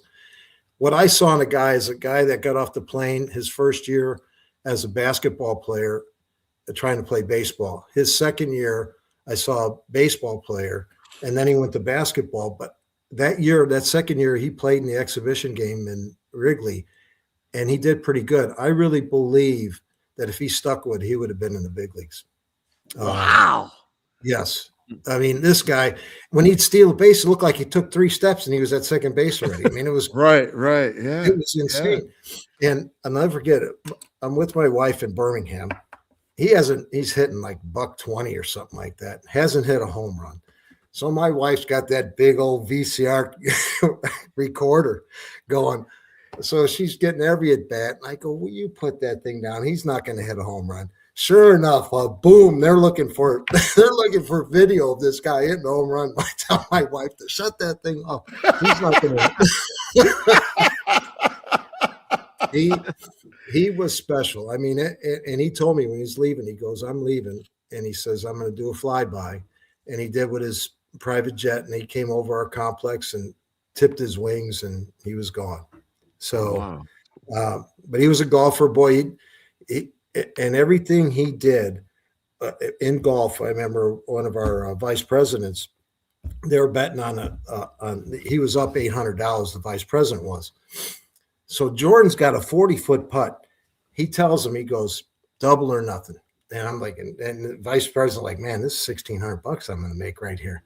Jordan drains it. He's running around the green like an 8th grader. I mean, he's yelling. It was the craziest. I mean, what a gentleman. Wow. We're special. So it was crazy, but and being at the minor league parks, they're packed everywhere. He went to the Arizona Fall League. It was packed. Everywhere he went, everybody talks about, he bought the bus. And I said, Mike, you can't buy the bus. I said, that's going to be insurance on you. I said, if something happens, you're going to. So he ended up renting he really dialed up the bus. And a center fielder for us, I can't think of his name. He helped him so much that when the season was over, Jordan had a Nissan dealership. He told him to go over there and pick out a car. Wow. Wow, that's cool. And they would go to the Nike store as they're going to in the Southern League. They'd run past the Nike store, he'd tell the bus to pull over, tell the guys, go in there and pick out what you want. So he was special to that whole, and treated people the way, and respected people. I mean, I have nothing but the utmost respect for Michael, because that's who he is. And to see him win this Sunday with the NASCAR, I mean, this guy's so competitive. I mean, size 13 ring. Well, don't you have enough rings as it is, let alone get a NASCAR ring? But I was blessed. I mean, that the was ultimate sportsman. Would he have been? Go ahead. No, you go ahead. Don't forget, we had Bo Jackson too coming. Oh man! Oh, I forgot. Yes. I mean, oh my God! You talk about him hitting his home run when he comes back, and boy, you talk about I really wondered if this guy never blew out his hip, what this guy would have been. I mean, Wow. His work ethic was second to none. And to do that after the major hip thing and to hit a home run I think it was his first at bat, was crazy. So what was his exit velo? My God. You know what? The best line I ever heard about exit velo when we're sitting in the box, and I think it was Matt Klintak and I forgot who else was there, and Bo was sitting in there, and I forgot who hit it, and it was a fly out, a deep fly to center, and it was hit hard. And Matt goes, "What was that exit velo?" And Bo goes, F8. That's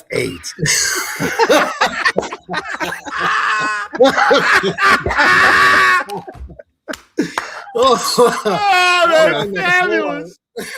It's so clear to know. And they're worried about the exit velo, and Bo's like, F8. Oh my God, that's and what did he look like? He had to look huge in a baseball uniform. Who, Michael? Oh no, my Bo. gosh. Bo? Oh my God, yeah. He was a specimen. Quads. I mean, even if they were baggy pants, they were tight on him. I mean, it just it was special. I mean, all those guys. I mean, it was such a great experience to be around Fisk and all. I mean, those guys were special, man. And you're in an old ballpark where, I mean, just the weight room inside there was amazing. Just because you can go in and just spend time with them. I mean, that's all. They loved being around the park. They didn't want to go anywhere else. I mean, they loved sitting around talking about the game all the time. Well, it's funny because when I remember covering ball, it was so much fun. Guys would hang around. Like I was pretty young. Like you mentioned Blackjack. I love McDowell. McDowell was awesome, man. He was Well, I love that dude. And they'd sit around after the game and just like I'd go write a story, come back down and just sit with them and have a beer and just listen to them talk about the game. It was awesome. Well, you think about that. That year, 94, we won in 93, played Toronto, lost to Toronto. But 94, we were on our way, and the strike happened. And you remember that shut down baseball. And I remember before that, I was showing my son this. I go, look at this. We had 95 wins, and we didn't even get into the playoffs. I forgot what year it was. 95 wins, and you're not even smelling a playoff. Crazy. No, I mean, and I like that the playoff format is like it is because you got a chance for these teams to get in there. But to think of 95 wins and you're not even going to the play, your season's over. Yeah, that's not right.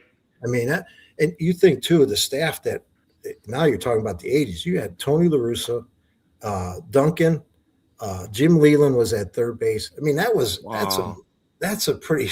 I mean, you look at all three of those guys; they were special. I mean, Don Drysdale was announcing for us. I mean, oh my God. Yeah, I know. It was insane. And when I first started in the office there, we had 32 people that worked in the whole office of the White Sox. That was it. I mean, that was 2 baseball people, 3 baseball, 4 baseball people, and that was it. Everything else was just the office stuff running around. But you still, when was the new Sox? That was 93, the new park? 1990. Yeah. Were you there? You were there then, right?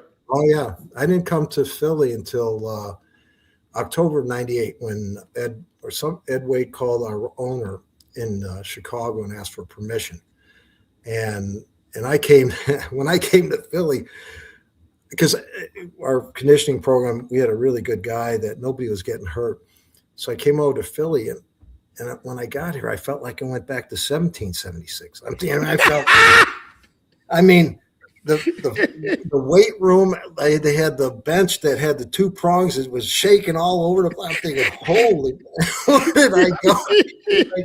And then you look at the Eagles, and they're at the vet, and I'm like, man, these guys are come from Stanford and all over the place. They're coming here to the vet.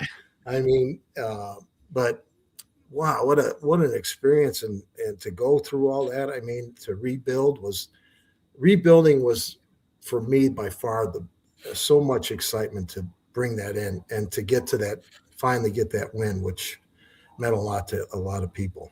So go back to real quick. Your 93, the Sox, because that team was ridiculous. Ozzie Guillen, right, was shortstop. Yes. You had Fisk behind the plate. Greg Walker, who was a Philly that they got in the Rule 5, I think it was. It was Blackjack, Alex Fernandez. Bob, not Bob James. Bobby Thigpen. Bobby Thigpen, yes. He was a great closer. I love Bobby. Gosh. And you talk about, it was a club. And I think Gene Lamont was the manager. Yeah. Which I love. He was a great guy, Gene. Oh, he was man. awesome. You know what he was? Because we brought him over for 1 year before he went to Detroit. He was in Scranton for us. This guy, he could see the game. He was able to see everything, which was so impressive. I mean, you would sit there and just be in total awe as a manager. He's just not watching one. He saw it all. And I can understand why he had the success that he did. Yeah. And he had a great temperament. Like, he had a really good temperament. Oh, man. We always said, because we were going to Dominican. I was with one of our coaches, and we're in Sarasota, and Gene's probably about 2 terminals over, and he starts walking, and the guy goes, "Look at Gene over," because Gene had that walk. He goes, "Man, I can't tell if he's walking towards you or away from you."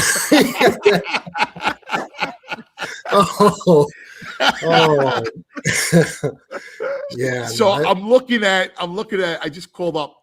So this is awesome. So you had Big Hurt at first, Joey Cora at second, Ozzie at short. I forgot Robin Ventura at third. Were you there when he had to fight? Oh yeah. Let me tell you, Robin Ventura, when we drafted him, he had the slowest feet because he came from Oklahoma State, I think it was, if I'm not mistaken. I'm telling you, his feet were so heavy.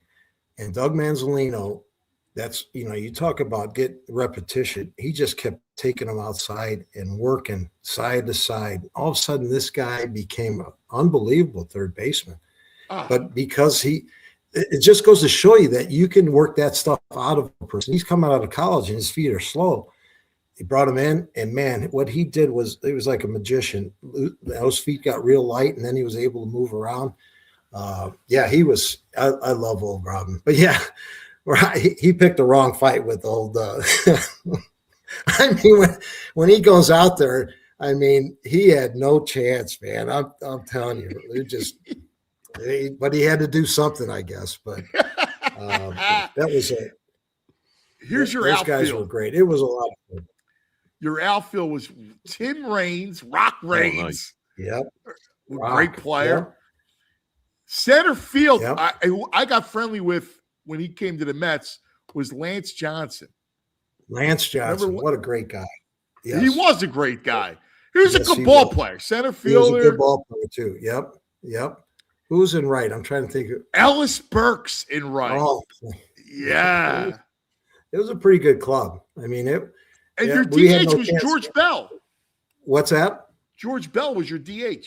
Yeah. Wow. You talk about, man. Power. Yeah. Wow.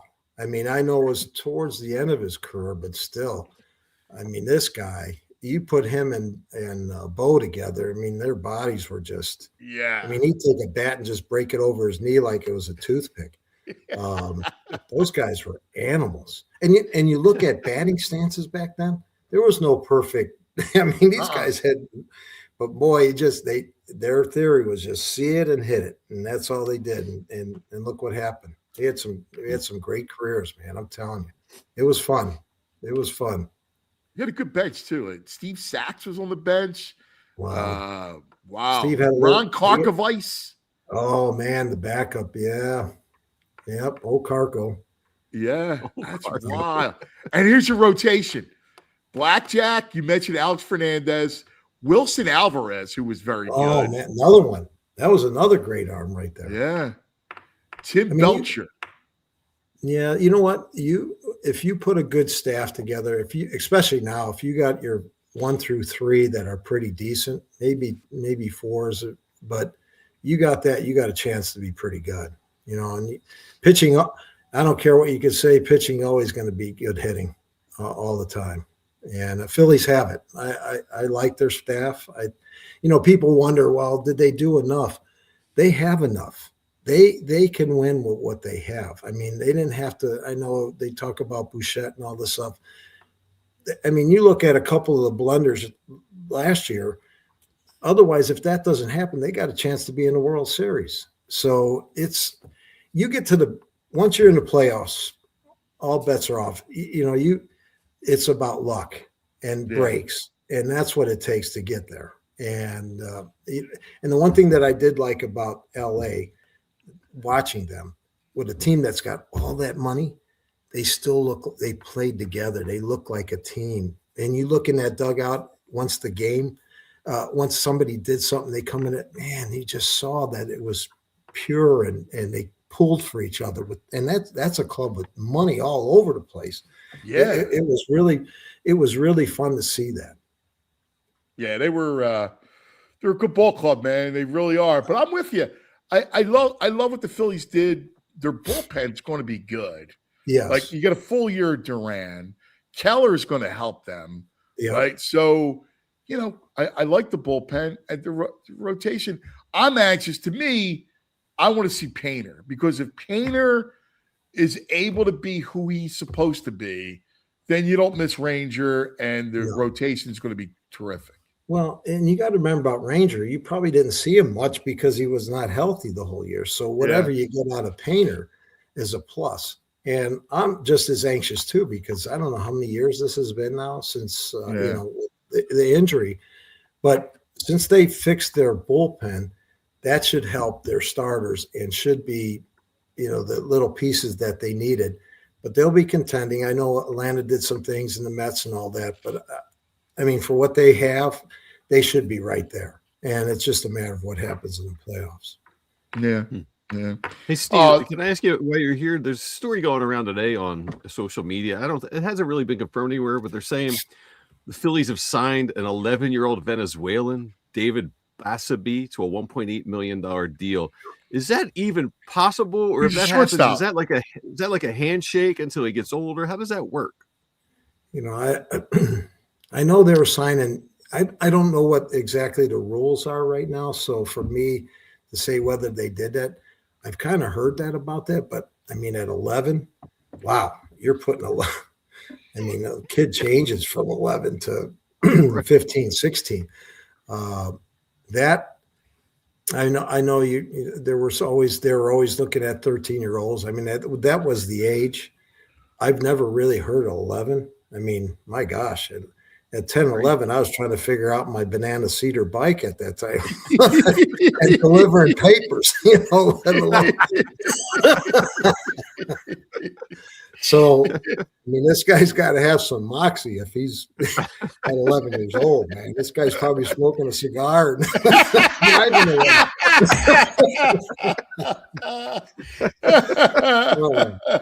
I got to get my 12-year-old up. He's off from school today. He's just give him the car keys. Let's go, man. Get to work. Yeah, all right? Go ahead. Oh, man. Yeah, that one, you know what? It might be. I'm not sure. But, wow, for me, that's the youngest I've heard at that. That's wild. Yeah. Wild 11 stuff. years old. Man, that's crazy. Stevie, what a blast. You're the greatest, man. You really are. Thanks for hanging with us. We're going to be bugging you. Baseball just started, so we're going to be bugging you a lot, but so much fun. You know what? Call anytime. I love talking the game, and I know we didn't cover some of the stuff we were supposed to, but it was great reminiscing about some of the things. But you know what? It was fun to win, and that's the key. Is winning is the pure part of development, even in the minor leagues, because you got to understand how to win once you get here. So it's been fun. Yeah. So I enjoyed it. My brother, you're the best, man. You are. The stories are the greatest, man. Great baseball, man. Great baseball, man. Thanks, brother. All right, go back to shopping. I got more for you. I love it. Yeah, I got to get to Costco right now. So. There he is, the great Steve Noworyta. Oh, he's some blast. Baseball people, they got the best stories, baseball guys. The best. They do. Michael Jordan, Bo Yeah. Jackson. Like, are you kidding me? I forgot. Just going I was golfing in with Michael Chicago. Jordan. Yeah, I was in Chicago during that period of time. I remember that 93 team because everybody was 93 Phillies, right? So I was in Toronto. I drove from Chicago to Toronto to cover that White Sox Blue Jay series because I was rooting for the White Sox because I wanted the 93 Phillies to play Chicago. Yeah, right? that would have been, You know? yes. Awesome. All right. Before we get out of here, we got a trip, by the way, that top 10 I was telling you about. Yeah. Scooble, Skeens, Yamamoto, Crochet, Sanchez 5. Oh, that's all right, man. Hunter Brown, Freed, Logan Webb, Chris Sale, DeGrom, and then Wheeler got honorable mention. I think even with the injury, Wheeler should be like 7. Yeah, I do too. Come on. Well, Logan His Webb list. was terrific. I mean, DeGrom is older. I mean, he was still really good last year, but I would put Wheeler at 10. I'm selling on Sale too. That guy's health and luck's got to run out at some point. I mean, dude, he was ridiculous last year. I know he's been ridiculous 2 straight years, but I don't know how they got 2. He needs to be drug tested. I don't know how they got 2 straight years out of him like that. I mean, he's God bless him, man. He was fantastic. All right. So what else we got? We got to pay homage. Oh yeah. The To true rock. Bobby D. Robert Duvall passed away. The great Tom Hagen passed away, man. And I gotta tell you, I'm upset for Tom Hagen. So I have the 5 great scenes of Tom Hagen, and then you and I will do one. All right. All right. The one we're gonna do is when he has dinner with Waltz Right. International. The film producer, right? He was the movie producer that he put the horse head in his bed when he wakes up. He sees the blood. Number 2 is You're Out, Tom. It's when Michael replaces Tom as consigliere Yeah, I didn't like that move by Michael. because he wasn't a wartime consigliere. Yeah. Michael, I've always been loyal to you, Michael. You're out, Tom. You're out.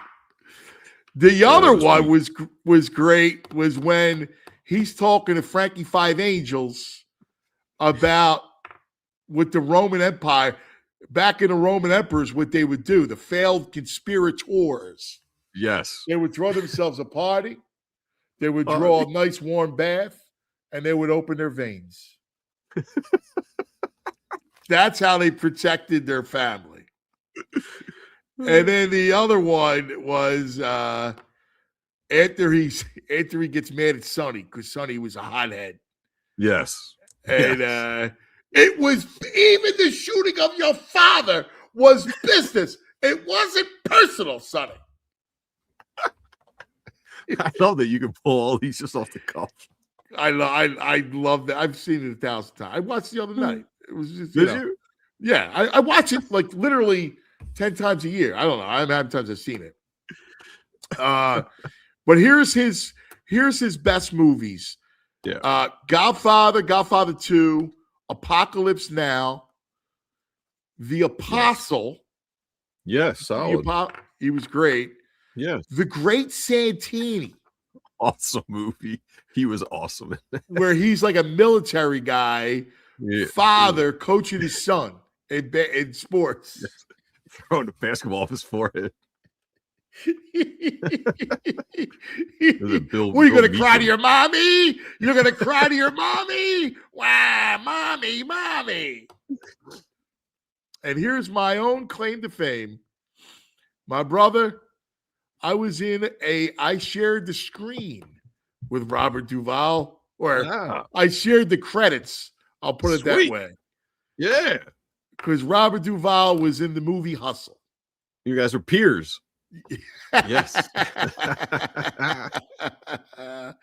So there it was. The You can't forget Days of Thunder. He's like Harry Hogue or Hoge. I don't know. He's a great coach for Tom Cruise driving the sports car in Days of Thunder. I never saw that. And what else is nuts is like it doesn't come on anyone's radar. He won the Academy Award for Tender Mercies. I've never even seen it. That's the one film they gave him Best Actor for. Really? Yeah. Wow. Never saw I it. didn't know that. Yeah. That's wild.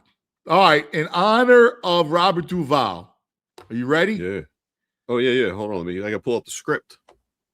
This is the scene between Tom Hagen and Waltz from Waltz International. No, I think I got to find out. I got to tone it down a little bit. As an Italian, there's still a word I don't think we should be using, or you think it's okay to use it. It's in the movie. You can use it. Okay. As an Italian, I'm comfortable. You're not Italian, so don't worry about it. I'll give you a pass. All right. All right, here we go. Mr. Corleone is Johnny Fontaine's godfather.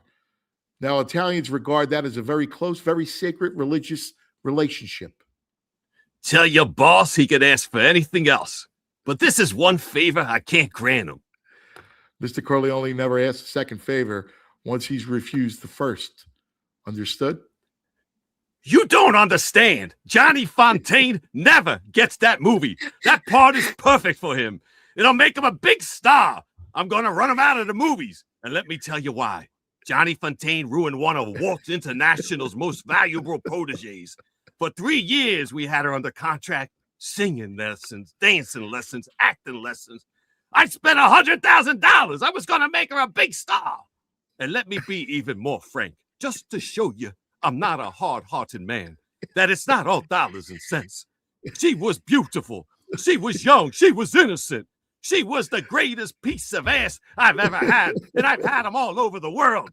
And then Johnny Fontaine comes along with his olive voice and his guinea charm, and she runs off. She threw it all away just to make me look ridiculous.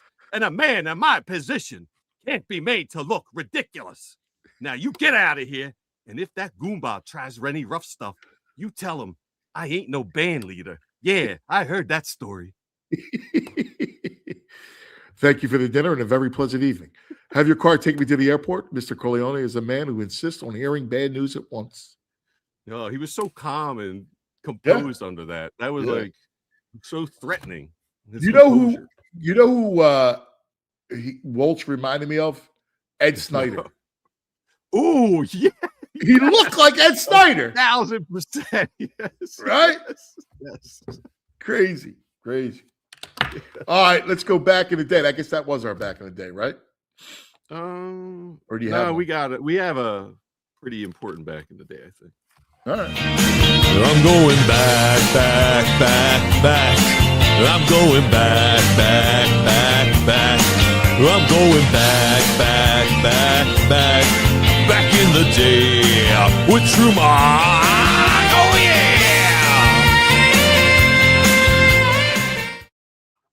On this day in 1979, a stick of Don Maloney struck Bernie Perrant in the eye. Oh, ending no. Bernie Perrant's career. Yeah, brutal. Such a weird freak way to go, as it says, freak injury. So weird.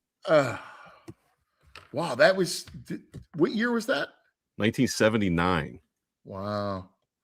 Talking Check that out. 30, 47 years ago. Yeah. Maybe more. That's wild. Yeah. Dude, I can't take this no sports. Last night, you didn't watch any college hoops? I had a little bit of it, but Houston, Iowa State was an awesome game. It was. I caught the end of it. It was. Yeah. The Olympics? Oh, my God. I watched the hockey. The mono bobsled comes down to 0.05 of a second, 5/100ths of a second. Yeah, I didn't see it. I got no interest. All right. I mean, just being some great just being story, real. great athletic story. Tomorrow is the medal round, right? We begin the medal round tomorrow. Hockey? Yeah, I think hockey. I think it's tomorrow. So USA and Canada, I can't wait to watch. Like, that's a game I can't wait to watch because it's going to be the showdown between USA and Canada for the gold. Yes.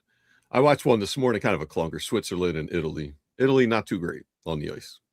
No, they stink. They got shut out 3-0. Yeah. The Germans won. Yeah. Dry saddle. Yeah. He'll come up short again. Yes. Yeah. Well, Canada, USA is going to be there. I love the Kachuk brothers, man. I love them. I want Brady Kachuk. I know. I want Brady Kachuk so bad. Oh, man. I love Brady Kachuk. I love Bob Matthew. I love those dudes, man. They're my favorite. Mickey in the chat wants us to give a shout out to the plumbers at the studio. These dudes are going to be fighting off rats and smelling Jamie's feet to fix the issue. If they're lucky if all they're smelling is Jamie's feet. Really? Oh, God bless them is right, man. Oh, God. That's going to do it for us. Thank you for hanging. We hope you enjoyed it. I love getting these guests that we could tell stories, and Fish was awesome. Stevie was great. I hope you enjoyed it. And, of course, Fran talking draft. So I like to do a lot of that, kind of get somebody in and just kind of, have these storytelling sessions. They're a lot of fun. So hope you enjoyed it, everybody. Thanks for hanging. We love you. All right. Be careful. We'll see you tomorrow, hopefully from the studio. We'll see. We all silly like the mayor.